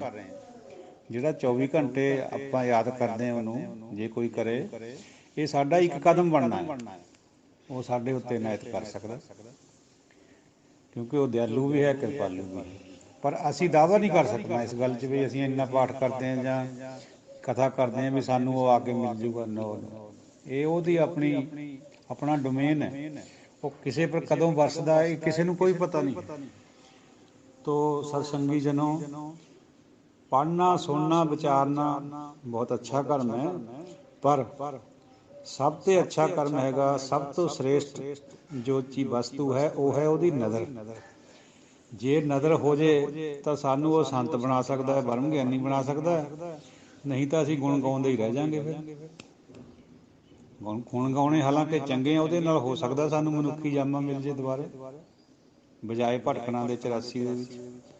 जो दासरी ਨੂੰ समझ आई आप जी नाल साझी कर ਦਿੱਤੀ है बात, बाकी रड़क होनी है हुण संगत दे विच, क्योंकि सारे गुरमुखां ने इधरों उधरों कितों ना कितों कुछ सिੱਖਿਆ होया, किसी ने किसी महापुरुषों का मिलाप होया होया, किसी में संगत हुई भी है, तो वो भी अपनी विचार रखणगे। कोई गलत बयानी के वास्ते दासरा हमेशा ही तत्पर रहिंदा बई माफ़ी मंग ली जाए, भुल चुक दी क्षमा मस्कीन जी कहा करते। तो दियो असीस, असीसां भी जिमें आप जी बख्श रहे हो, बहुत दासरे नूं उहदे नाल फायदा हो रहा, क्योंकि संगत दी असीस और परमात्मा दी असीस ये इक्को चीज़ है, दो नहीं है। उही सोचण दा कर्म देखण दा ही फर्क है। संगत दे विच उही बैठा आपे आप, जद कोई भी गुरमुख बोलदा है तो वह परमात्मा वल्लों ही बोलिया जाता है। साडा कोई हक नहीं भी असीं कुछ कह सकते, असीं तां अनाड़ी गल्लां तां असीं कर सकते हैं दूजे भौ दियां। जे कोई परमात्मा संबंधी कोई विचार निकालदा है वो, तां ओहदा ही ओहनूं ही सिरा जांदा है, बजाए असीं कहीए भी असीं ये गल कहीए। नो नो, जिवें संत महापुरुष ब्याह शादी करते हैं अपने बच्चों की, कदे भी नहीं कोई संत महापुरुष कहूगा भी मैं करीए, भाई परमात्मा ने कराई। वो आही मतलब होंदा भी मैं दी बजाए तू रहे। वाहिगुरू जी का खालसा, वाहिगुरू जी की फतेह। धन्नता दिओ सत्कारयोग सतसंगी जनों, ग्रुप के मैंबर साहिबान ते बाहर भी, अज अगली 5वीं पौड़ी की विचार करिए। थाप्या न जाए कीता न होए, आपे आप निरंजन सोए, जिन सेव्या तिन पाया मान, नानक गाविए गुणी निदान। गाविए सुनिए मन रखिए भाओ, दुख पर हर सुख कर लै जाए। गुरमुख नादं गुरमुख वेदं, गुरमुख रहा समाई, गुर ईसर गुर गोरख बर्मा, गुर पार्वती माई। जे हों जाना आखा नाही, कहना कथन न जाई, गुरा इक देह बुझाई। सबना जियां का इक दाता, सो मैं विसर न जाई। गुरा इक देह बुझाई, सबना जियां का इक दाता, सो मैं विसर न जाई। परमात्मा नूं थापिया नहीं जा सकता। जिमें साडे भरा मंदिर दे विच मूर्तियां दा स्थापन करते हैं और उस टाइम पूजा पाठ कराया जाता है, उन्हें थापना कहने।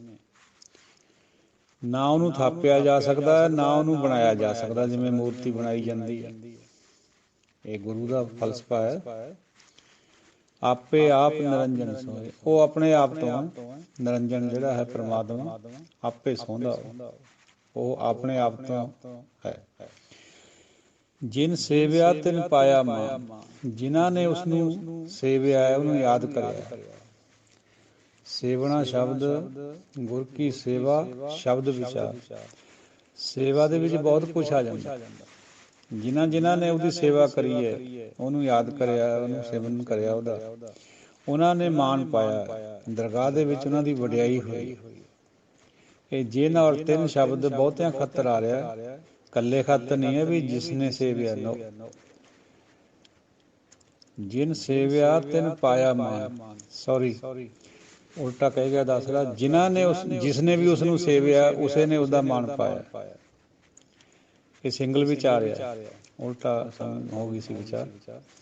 ਨਾਨਕ ਗਾਵੀਐ ਗੁਣੀ ਨਿਧਾਨ। ਇਹ ਨਾਨਕ ਉਸ ਗੁਣੀ ਨਿਧਾਨ ਨੂੰ ਗਾਉਣਾ ਕਰੋ। ਦੇਖੋ ਨਾਨਕ ਦਾ ਕੱਕਾ ਮੁਕਤ ਆ ਰਿਹਾ। ਇਹਦਾ ਭਾਵ ਇਹ ਹੈ, ਜਿਵੇਂ ਪ੍ਰੋਫੈਸਰ ਸਾਹਿਬ ਸਿੰਘ ਜੀ ਨੇ ਹਰ ਜਗ੍ਹਾ ਇਹ ਗੱਲ ਕਹੀ ਹੈ ਵੀ ਇਹ ਹੇ ਨਾਨਕ ਕਰਕੇ ਆਪਣੇ ਆਪ ਨੂੰ ਸੰਬੋਧਨ ਕਰਿਆ ਹੋਇਆ। ਹੇ ਨਾਨਕ, ਆਪਾਂ ਕਹਾਂਗੇ ਹੇ ਨਾਨਕ ਜੀ ਗਾਵੀਏ ਉਸ ਗੁਣੀ ਨਿਧਾਨ ਨੂੰ ਗਾਓ। ਗਾਵੀਏ ਸੁਣੀਏ ਮਨ ਰੱਖੀਏ ਭਾਉ। ਗਾਓ, ਸੁਣੋ, ਮਨ ਵਿੱਚ ਉਹਦਾ ਪ੍ਰੇਮ ਰੱਖੋ। ਦੁੱਖ ਪਰਹਰ ਸੁੱਖ ਘਰ ਲੈ ਜਾਏ। ਦੁੱਖ ਪਰਹਰ, ਦੁੱਖ ਦੇ ਖੱਖੇ ਨੂੰ ਔਂਕੜ ਆ ਰਹੀ ਹੈ। ਦੁੱਖ ਨੂੰ ਦੂਰ ਕਰ ਲਓ, ਸੁੱਖ ਫਿਰ ਔਂਕੜ ਆ ਰਹੀ ਹੈ। ਇਹ ਇੱਕ ਦੀ ਗੱਲ ਹੋ ਰਹੀ ਹੈ। ਸੁੱਖ ਨੂੰ ਘਰ ਲੈ ਜਾਓ। ਇਹਦਾ ਭਾਵ ਇਹ ਹੈ, ਦੁੱਖ ਕਿਹੜਾ? ਹਉਮੈ ਵਾਲਾ। ਗੁਰਬਾਣੀ ਨੇ ਸਭ ਤੋਂ ਵੱਡਾ ਦੁੱਖ ਇਹੀ ਨੂੰ ਕਿਸੇ ਨੂੰ ਮੰਨਿਆ। ਇੱਕ ਦੁੱਖ ਰਾਜਾ ਰਾਮ ਕਾਟੋ ਮੇਰਾ। ਇਹ ਦੁੱਖ ਨੂੰ ਹਟਾ ਦਿਓ ਭਾਈ, ਹਉਮੈ ਨੂੰ ਹਟਾ ਦਿਓ ਔਰ ਆਨੰਦ ਨੂੰ ਘਰ ਲਿਆਓ।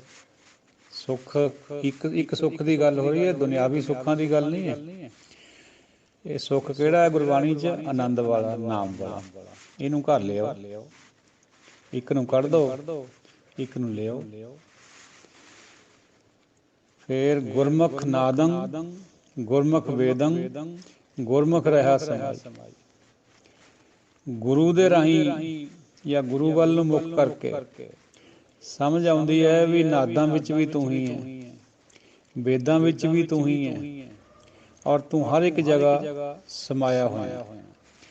ਇਹ ਗੁਰਮੁਖ ਸ਼ਬਦ ਨੂੰ ਭਾਈ ਰਣਜੀਤ ਸਿੰਘ ਜੀ, ਆਪਣਾ ਭਾਈ ਰਣਧੀਰ ਸਿੰਘ ਜੀ ਨੇ ਪਰਮਾਤਮਾ ਖਾਤਰ ਵਰਤਿਆ ਉਰੇ ਵੀ ਹੇ ਪਰਮਾਤਮਾ, ਤੂੰ ਹੀ ਨਾਦਾਂ 'ਚ ਹੈ, ਤੂੰ ਹੀ ਵੇਦਾਂ 'ਚ ਹੈ, ਤੂੰ ਹੀ ਸਮਾਇਆ ਹੋਇਆ। ਪਰ ਗੁਰਬਾਣੀ ਵਿੱਚ ਬ੍ਰਹਮ ਗਿਆਨੀ ਸਭ ਸ੍ਰਿਸ਼ਟ ਕਾ ਕਰਤਾ ਸ਼ਬਦ ਆ ਰਿਹਾ, ਤਾਂ ਗੁਰਮੁਖ ਵੀ ਗੁਰੂ ਦੇ ਰਾਹੀਂ ਵੀ ਇਹ ਸੋਝੀ ਪੈਂਦੀ ਹੈ ਬਈ ਤੂੰ ਹਰ ਇੱਕ ਜਗ੍ਹਾ ਸਮਾਇਆ ਹੋਇਆ। ਗੁਰ ਈਸਰ ਗੁਰ ਗੋਰਖ ਬਰਮਾ ਗੁਰ ਪਾਰਵਤੀ ਮਾਈ। ਇਹਦਾ ਪਾਠ ਦੂਜੇ ਤਰ੍ਹਾਂ ਵੀ ਚੱਲਦਾ ਹੈ। ਗੁਰ ਈਸਰ ਗੁਰ ਗੋਰਖ ਬਰਮਾ ਗੁਰ ਪਾਰਵਤੀ ਮਾਈ। ਇੱਕ ਤੋੜ ਕੇ ਵੀ ਕਰਦੇ ਲੋਕ, ਲੇਕਿਨ ਜਿਹੜਾ ਵਿਆਕਰਨਕ ਪਾਠ ਹੈ ਉਹ ਹੈ ਗੁਰ ਈਸਰ ਸ਼ਿਵ ਜੀ, ਗੁਰੂ ਹੀ ਸ਼ਿਵ ਜੀ ਹੈ। ਔਰ ਅਨਾੜੀਪੁਣੇ 'ਚ ਅਸੀਂ ਇਹ ਵੀ ਸਮਝਦੇ ਹਾਂ ਵੀ ਸ਼ਾਇਦ ਈਸਰ ਗੁਰੂ ਕਿਹਾ ਗਿਆ, ਗੋਰਖ ਨੂੰ ਗੁਰੂ ਕਿਹਾ ਗਿਆ। ਗੋਰਖ ਮੀਨਜ਼ ਉਰੇ ਵਿਸ਼ਨੂੰ ਹੈ, ਤੇ ਬਰਮਾ ਨੂੰ ਵੀ ਗੁਰੂ ਕਿਹਾ ਗਿਆ, ਪਾਰਵਤੀ ਨੂੰ ਵੀ, ਮਾਈ ਨੂੰ ਗੁਰੂ ਕਿਹਾ ਗਿਆ। ਇੱਕ ਨਹੀਂ ਹੈ। ਇਹ ਬਿਲਕੁਲ ਅਣਜਾਣਪਣਾ ਗੁਰਮਤਿ ਜੇ ਕੋਈ ਏਕਣ ਸੋਚਦਾ। ਗੁਰੂ ਹੀ ਈਸ਼ਰ ਹੈ, ਗੁਰੂ ਹੀ ਗੋਰਖ ਹੈ, ਗੁਰੂ ਹੀ ਬਰਮਾ ਹੈ, ਗੁਰੂ ਹੀ ਪਾਰਵਤੀ ਮਾਈ। ਇਹ ਸਮਗਰਤਾ 'ਚੋਂ ਸਮਝ ਆਏਗੀ ਗੱਲ। ਹੁਣ ਜਿਵੇਂ ਗੁਰਦੇਵ ਮਾਤਾ ਗੁਰਦੇਵ, ਪਿਤਾ ਗੁਰਦੇਵ ਸਵਾਮੀ ਪਰਮੇਸ਼ਰਾ, ਉੱਥੇ ਵੀ ਅਣਜਾਣਪਣੇ 'ਚ ਦਾਸ ਨੇ ਕਹਿੰਦਾ ਸੁਣਿਆ ਹੈ, ਕਈ ਪ੍ਰਮੁੱਖ ਜਿਹੜੇ ਸੌ ਕਾਲ ਸਾਧੂ ਬਣਦੇ ਹੈ, ਕੀਰਤਨ ਵੀ ਕਰਦੇ ਆਪਣਾ ਧਾਰਨਾ ਵਾਲਾ, ਵੀ ਪਹਿਲਾ ਗੁਰੂ ਮਾਂ ਜੇ, ਦੂਜਾ ਗੁਰੂ ਪਿਤਾ ਜੇ, ਤੇ ਤੀਜੇ ਨੰਬਰ ਤੇ ਪਰਮਾਤਮਾ ਆਉਂਦਾ ਹੈ। ਬਿਲਕੁਲ ਖਿੱਲੀ ਉਡਾਉਣ ਦੇ ਸਮਾਨ ਹੈ ਗੁਰਬਾਣੀ ਦੀ ਜਾਂ ਗੁਰਮਤਿ ਦੇ ਫਲਸਫੇ ਦੀ। ਨੋ, ਗੁਰੂ ਹੀ ਮਾਤਾ ਹੈ, ਗੁਰੂ ਹੀ ਪਿਤਾ ਹੈ, ਗੁਰੂ ਹੀ ਸਵਾਮੀ ਪਰਮੇਸ਼ਰ ਹੈ। ਇਹ ਥਾਟ ਹੈ। ਜੇ ਹੋਂ ਜਾਣਾ ਆਖਾਂ ਨਹੀਂ, ਕਹਿਣਾ ਕਥਨ ਨਾ ਜਾਈ। ਜੇ ਮੈਂ ਜਾਣ ਵੀ ਲਵਾਂ, ਕਿਹਾ ਨਹੀਂ ਜਾ ਸਕਣਾ। ਇਸ ਗੱਲ ਕੁਛ ਨਹੀਂ ਕਿਹਾ ਜਾ ਸਕਦਾ। ਗੁਰਾ ਇੱਕ ਦੇਹ ਬੁਝਾਈ। ਭਾਈ ਰਣਧੀਰ ਸਿੰਘ ਜੀ ਨੇ ਇਹਨੂੰ ਸ਼ਬਦ ਬਿੰਦੀ ਲਾ ਕੇ ਗੁਰਾਂ ਕਿਹਾ। ਗੁਰਾਂ ਇੱਕ ਦੇ ਬੁਝਾਈ। ਗੁਰਾਂ ਨੇ ਮੈਨੂੰ ਇੱਕ ਗੱਲ ਸਮਝਾਤੀ ਹੈ, ਲੇਕਿਨ ਬਾਕੀ ਸਭ ਵਿਦਵਾਨ ਇਸ ਗੱਲ 'ਤੇ ਸਹਿਮਤ ਹੈ ਵੀ ਹੇ ਗੁਰੂ ਜੀ, ਹੇ ਸਤਿਗੁਰੂ, ਮੈਨੂੰ ਇੱਕ ਗੱਲ ਸਮਝਾ ਦੇ। ਮੇਰੇ ਸਤਿਗੁਰਾ, ਮੈਂ ਤੁਝ ਬਿਨਾ ਵਰਨਾ ਕੋਈ। ਸੰਬੋਧਨ ਕਰਿਆ ਵਾ ਗੁਰੂ ਨੂੰ। ਸਭਨਾ ਜੀਆਂ ਕਾ ਇੱਕ ਦਾਤਾ, ਸੋ ਮੈਂ ਵਿਸਰ ਨਾ ਜਾਈ। ਮੈਨੂੰ ਇਸ ਗੱਲ ਦੀ ਤਕੀਦ ਕਰਾ ਦੇ, ਮਨ 'ਚ ਬੈਠ ਜਾਵੇ, ਮੇਰੇ ਦ੍ਰਿੜਤਾ ਆ ਜਾਵੇ ਵੀ ਸਾਰਿਆਂ ਜੀਆਂ ਦਾ ਦਾਤਾ ਇੱਕੋ ਹੀ ਹੈ, ਉਹ ਮੈਨੂੰ ਕਿਤੇ ਵਿਸਰ ਨਾ ਜਾਵੇ। ਇਹ ਖੰਡਨ ਕਰਿਆ ਉਹ ਖਿਆਲਾਤਾਂ ਦਾ, ਜਿਹੜੇ ਮੂਰਤੀਆਂ ਬਣਾ ਕੇ ਮੰਦਰਾਂ 'ਚ ਟਿਕਾਉਂਦੇ ਅਲੱਗ ਅਲੱਗ ਦੇਵੀ ਦੇਵਤਿਆਂ ਦੀ, ਵੀ ਭਾਈ ਇੱਕੋ ਹੀ ਹੈ, ਉਹ ਦੋ ਨਹੀਂ ਹੈ। ਇੱਕ ਨੂੰ ਯਾਦ ਕਰੋ, ਉਹ ਨਾ ਕਿਤੇ ਵਿਸਰ ਜਾਵੇ। ਤੋ ਸਾਧ ਸੰਗਤ ਜੀਓ, ਆਪ ਜੀ ਦੇ ਨਾਲ ਵਿਚਾਰ ਸਾਂਝੀ ਕਰੀਏ। ਸਾਗਰ ਹੈ, ਸਾਗਰ ਨੂੰ ਰਿੜਕਣਾ ਵੈਸੇ ਤਾਂ ਨਾਮੁਮਕਿਨ ਹੈ, ਪਰ ਗੁਰੂ ਦੇ ਪਿੱਛੇ ਚੱਲ ਕੇ ਥੋੜ੍ਹੀ ਬਹੁਤੀ ਵਿਚਾਰ ਜਿੰਨੀ ਆਪਾਂ ਨੂੰ ਆਉਂਦੀ ਹੈ ਉਹ ਕਰਨੀ ਬਣਦੀ ਹੈ, ਚਾਹੀਦੀ ਵੀ ਹੈ। ਸੋ ਹੋਰ ਸੰਗਤ ਦੇ ਚਰਨਾਂ 'ਚ ਬੇਨਤੀ ਹੈ, ਗੁਰਮੁਖਾਂ ਦੇ, ਇਹਨੂੰ ਚੰਗੀ ਤਰ੍ਹਾਂ ਰਿੜਕੋ। ਕੋਈ ਨਾ ਕੋਈ ਵਿਚਾਰ ਕਿਸੇ ਦੇ ਮਨ 'ਚ ਹੁੰਦਾ, ਉਹ ਦੱਸੋ ਜ਼ਰੂਰ। ਕਿਸੇ ਅਪਸ਼ਬਦ ਦੀ ਖਿਮਾ। ਵਾਹਿਗੁਰੂ ਜੀ ਕਾ ਖਾਲਸਾ, ਵਾਹਿਗੁਰੂ ਜੀ ਕੀ ਫਤਿਹ। ਹਾਂ, ਸਾਧ ਸੰਗਤ ਜੀ, ਥੋੜ੍ਹੀ ਜਿਹੀ ਹੋਰ ਦ੍ਰਿੜਤਾ ਵਾਸਤੇ ਵਿਚਾਰ ਆਪ ਜੀ ਨਾਲ ਸਾਂਝੀ ਕਰਦੇ ਹਾਂ। ਬਈ ਜਿਨ ਸ਼ਬਦ ਹੈ ਜਿਹੜਾ, ਜੇ ਤਾਂ ਮੁਕਤਾ ਹੈ ਨੰਨਾ, ਤਾਂ ਉਹ ਬਹੁਤਿਆਂ ਖਾਤਰ ਆਉਂਦਾ ਹੈ। ਅਤੇ ਜੇ ਉਹ ਆਵੇ ਸਿਹਾਰੀ ਨਾਲ, ਜੱਜੇ ਨੂੰ ਸਿਹਾਰੀ, ਨੰਨੇ ਨੂੰ ਸਿਹਾਰੀ, ਉਹ ਇੱਕ ਖਾਤਰ ਆਉਂਦਾ। ਜਿਨ ਸੇਵਿਆ ਤਿਨ ਪਾਇਆ ਮਾਨ, ਜਾਂ ਜਿਨ ਇਹ ਲਿਖੇ ਤਿਸ ਸਿਰ ਨਾਹੀਂ। ਜਿਨ ਇਹ ਲਿਖੇ, ਜਿਨ ਜੱਜੇ ਨੂੰ ਸਿਹਾਰੀ, ਨੰਨੇ ਨੂੰ ਸਿਹਾਰੀ, ਜਪਜੀ ਸਾਹਿਬ 'ਚ ਆਉਂਦੀ ਹੈ ਵੀ ਤੁਕ ਅੱਗੇ। ਜਿਸ ਨੇ ਇਹ ਲਿਖੇ ਹਨ, ਉਹਦੇ ਸਿਰ 'ਤੇ ਨਹੀਂ ਹੈ ਜਿਹੜੇ ਅੱਖਰ ਲਿਖਦਾ। ਜਿਸ ਨੇ, ਤੇ ਜੇ ਨੰਨਾ ਮੁਕਤਾ ਹੈ, ਫਿਰ ਉਹ ਜਿਨ ਸ਼ਬਦ ਜੱਜੇ ਨੂੰ ਸਿਹਾਰੀ ਨੰਨਾ ਆਊਗਾ, ਉਹ ਬਹੁਤਿਆਂ ਖਾਤਰ ਆਉਂਦਾ ਹੈ। ਤੋ ਜਿਵੇਂ ਜਿਨ ਚਾਖਿਆ ਸੇ ਜਨ ਤ੍ਰਿਪਤਾਨੇ, ਸੁਖਮਨੀ ਸਾਹਿਬ 'ਚ ਆਉਂਦਾ, ਜਿਨ੍ਹਾਂ ਨੇ ਇਸ ਨੂੰ ਚੱਖਿਆ ਹੈ ਉਹ ਜਨ ਤ੍ਰਿਪਤ ਹੋ ਗਏ। ਸੇ ਹੈ ਜਿਹੜਾ, ਇਹ ਬਹੁਵਚਨਕ ਰੂਪ ਹੈ ਇਹਦਾ, ਸੋ ਦਾ। ਸੋ ਹੁੰਦਾ ਇੱਕ, ਸੇ ਹੁੰਦੇ ਬਹੁਤੇ। ਜਿਨ੍ਹਾਂ ਨੇ ਇਸ ਨੂੰ ਚੱਖਿਆ ਸੇ ਜਨ, ਉਹ ਜਨ ਤ੍ਰਿਪਤ ਹੋ ਗਏ। ਜੱਜੇ ਨੂੰ ਸਿਹਾਰੀ ਨੰਨਾ ਬਹੁਤਿਆਂ ਖਾਤਰ ਆ ਗਿਆ। ਤੋ ਭੁੱਲ ਦੀ ਮਾਫੀ, ਨਿਕਲ ਗਈ ਸੀ ਬਾਤ। ਇਹੀ ਤਾਂ ਖੂਬੀ ਹੈ ਬਾਣੀ ਦੀ, ਵੀ ਬੰਦਾ ਕਦੇ ਵੀ ਨਹੀਂ ਦਾਅਵਾ ਕਰ ਸਕਦਾ ਵੀ ਆਈ ਐਮ ਰਾਈਟ। ਹਮੇਸ਼ਾ ਹੀ ਅਧੂਰਾ ਰਹੇਗਾ ਬੰਦਾ, ਕਦੇ ਕੁਛ ਵੀ ਵਿਚਾਰ ਕਰ ਲਵੇ, ਚਾਹੇ ਪੂਰੀ ਹੋ ਹੀ ਨਹੀਂ ਸਕਣੀ, ਕਿਉਂਕਿ ਪੂਰਾ ਹੈ ਹੀ ਨਹੀਂ ਕੋਈ। ਪੂਰਾ ਇੱਕੋ ਹੀ ਇੱਕ ਹੈ, ਪਰਮਾਤਮਾ ਜਾਂ ਗੁਰੂ। ਵਾਹਿਗੁਰੂ ਜੀ ਕਾ ਖਾਲਸਾ, ਵਾਹਿਗੁਰੂ ਜੀ ਕੀ ਫਤਿਹ। ਵਾਹਿਗੁਰੂ ਜੀ ਕਾ ਖਾਲਸਾ, ਵਾਹਿਗੁਰੂ ਜੀ ਕੀ ਫਤਿਹ। ਸਤਿਕਾਰਯੋਗ ਭਾਈ ਰਣਜੀਤ ਸਿੰਘ ਜੀਓ, ਤੁਸੀਂ ਦੁਬਾਰਾ ਹੁਕਮ ਕਰਿਆ, ਥੋੜ੍ਹੀ ਜਿਹੀ ਵਿਚਾਰ ਅੱਜ ਫੇਰ ਵਿਆਕਰਨਕ ਤੌਰ 'ਤੇ ਕਰ ਦਿੰਦਾ। ਅਸੀਂ ਅਸਲ 'ਚ ਨਾ ਇਹ ਸਮਝਦੇ ਹੋਏ ਵੀ ਪਤਾ ਲੱਗ ਗਿਆ ਹੋਣਾ ਸਭ ਨੂੰ, ਅੱਗੇ ਨਿਕਲ ਜਾਈਦਾ, ਪਰ ਫੇਰ ਕੋਈ ਨਹੀਂ, ਤੁਹਾਡਾ ਕਹਿਣਾ ਸਿਰ ਮੱਥੇ। ਥਾਪਿਆ ਨਾ ਜਾਏ, ਕੀਤਾ ਨਾ ਹੋਏ, ਆਪੇ ਆਪ ਨਿਰੰਜਨ ਸੋਏ। ਆ ਜਿਹੜੀ ਜੱਜੇ ਨੰਨਾ, ਜਿਹੜਾ ਨੰਨੇ ਨੂੰ ਔਂਕੜ ਲੱਗੀ ਹੋਈ ਹੈ, ਇੱਕ ਵਚਨ ਦੀ ਪ੍ਰਤੀਕ ਹੈ ਵੀ ਨਿਰੰਜਨ ਇੱਕ ਹੈ। ਨਿਰਅੰਜਨ, ਅੰਜਨ ਹੁੰਦਾ ਸੁਰਮਾ, ਨਿਰ ਹੁੰਦਾ ਜਿਹੜੇ ਕਾਲਖਨੀ ਲੱਗੀ ਹੋਈ, ਸੁਰਮਾ ਕਾਲਾ ਹੁੰਦਾ ਨਾ, ਉਹਨੂੰ ਨਿਰੰਜਨ ਕਹਿੰਦੇ। ਅਲਾਪ ਨਿਰੰਜਨ ਜਿਵੇਂ ਬੋਲਦੇ ਕਈ ਸਾਧ। ਤੋ ਨਿਰੰਜਨ ਦਾ ਜਿਹੜਾ ਨੰਨੇ ਨੂੰ ਔਂਕੜ ਹੈ, ਦੈਟ ਮੀਨਸ ਵੀ ਇੱਕੋ ਹੈ ਨਿਰੰਜਨ, ਦੋ ਨਹੀਂ ਹੈ। ਸੋਏ ਸ਼ਬਦ ਦੋਹੇ ਤਰ੍ਹਾਂ ਆਉਂਦਾ, ਉਹੀ ਖਾਤਰ ਵੀ ਆਉਂਦਾ ਵੀ ਉਹ ਆਪੇ ਆਪ 'ਤੇ ਹੈ, ਅਤੇ ਇਹ ਖੁਸ਼ਬੂ ਖਾਤਰ ਵੀ ਆਉਂਦਾ ਵੀ ਉਹਦੀ ਜਿਹੜੀ ਸੋਭਾ ਹੈ, ਖੁਸ਼ਬੂ ਹੈ, ਉਹ ਬਹੁਤ ਹੈ। ਜਿਨ ਸੇਵਿਆ ਤਿਨ ਪਾਇਆ ਮਾਨ, ਜਿਸ ਨੇ ਵੀ ਉਹਨੂੰ ਸੇਵਾ ਕਰੀਏ, ਪਰਮਾਤਮਾ ਦੀ ਸੇਵਾ ਤੋਂ ਮਤਲਬ ਉਹਨੂੰ ਯਾਦ ਕਰਿਆ, ਉਸੇ ਨੇ ਮਾਨ ਪਾਇਆ। ਕਿ ਜਿੱਥੇ ਵੀ ਜਿਨ ਔਰ ਤਿੰਨ ਸ਼ਬਦ ਹੈ, ਇਹਨਾਂ ਨੂੰ ਅਗਰ ਸਿਹਾਰੀ ਨਾਲ ਨੰਨਾ ਆਏਗਾ, ਉਹਦਾ ਇੱਕ ਵਚਨ ਇੱਕ ਹੁੰਦਾ ਹੈ। ਜੇ ਸਿਹਾਰੀ ਨਹੀਂ ਹੋਏਗੀ, ਮੁਕਤਾ ਹੋਏਗਾ ਨੰਨਾ, ਫਿਰ ਉਹ ਹੁੰਦੇ ਬਹੁਤੇ ਜਿਨ੍ਹਾਂ ਨੇ ਜਾਂ ਤਿੰਨਾਂ ਨੇ। ਇਸ ਤਰ੍ਹਾਂ ਨਾਨਕ ਗਾਵੀਐ ਗੁਣੀ ਨਿਧਾਨ, ਨਾਨਕ ਦੇ ਕੱਕਾ ਮੁਕਤਾ, ਇਹਦਾ ਮਤਲਬ ਹੈ ਹੇ ਨਾਨਕ ਗਾਓ ਉਸ ਗੁਣੀ ਨਿਧਾਨ ਨੂੰ। ਨਿਧਾਨ ਦੇ ਨੰਨੇ ਨੂੰ ਔਂਕੜ, ਕਿਉਂਕਿ ਖਜ਼ਾਨਾ ਇੱਕ ਹੈ ਪਰਮਾਤਮਾ ਦਾ। ਗੁਣਾਂ ਦਾ, ਇਸ ਕਰਕੇ ਆਇਆ ਹੋਇਆ ਔਂਕੜ। ਬਹੁਤੇ ਖਜ਼ਾਨੇ ਨਹੀਂ ਹੈ, ਇੱਕੋ ਖਜ਼ਾਨਾ ਹੈ। ਗਾਵੀਏ ਸੁਣੀਏ ਮਨ ਰੱਖੀਏ ਭਾਉ, ਗਾਈਏ ਸੁਣੀਏ ਮਨ ਵਿੱਚ ਉਹਦਾ ਪ੍ਰੇਮ ਰੱਖੀਏ। ਭਾਉ ਮੈਨੇ ਪ੍ਰੇਮ ਹੁੰਦਾ, ਭਾਵ ਸ਼ਬਦ ਵੀ ਆਉਂਦਾ ਵਾਵੇ ਨਾਲ। ਤੋ ਇਹ ਔਂਕੜ ਦਾ ਮਤਲਬ ਹੈ ਉਹਦਾ ਭਾਵ, ਇੱਕ ਦਾ ਉਹਦਾ ਡਰ, ਪ੍ਰੇਮ, ਪ੍ਰੇਮ ਦੀ ਗੱਲ ਹੈ।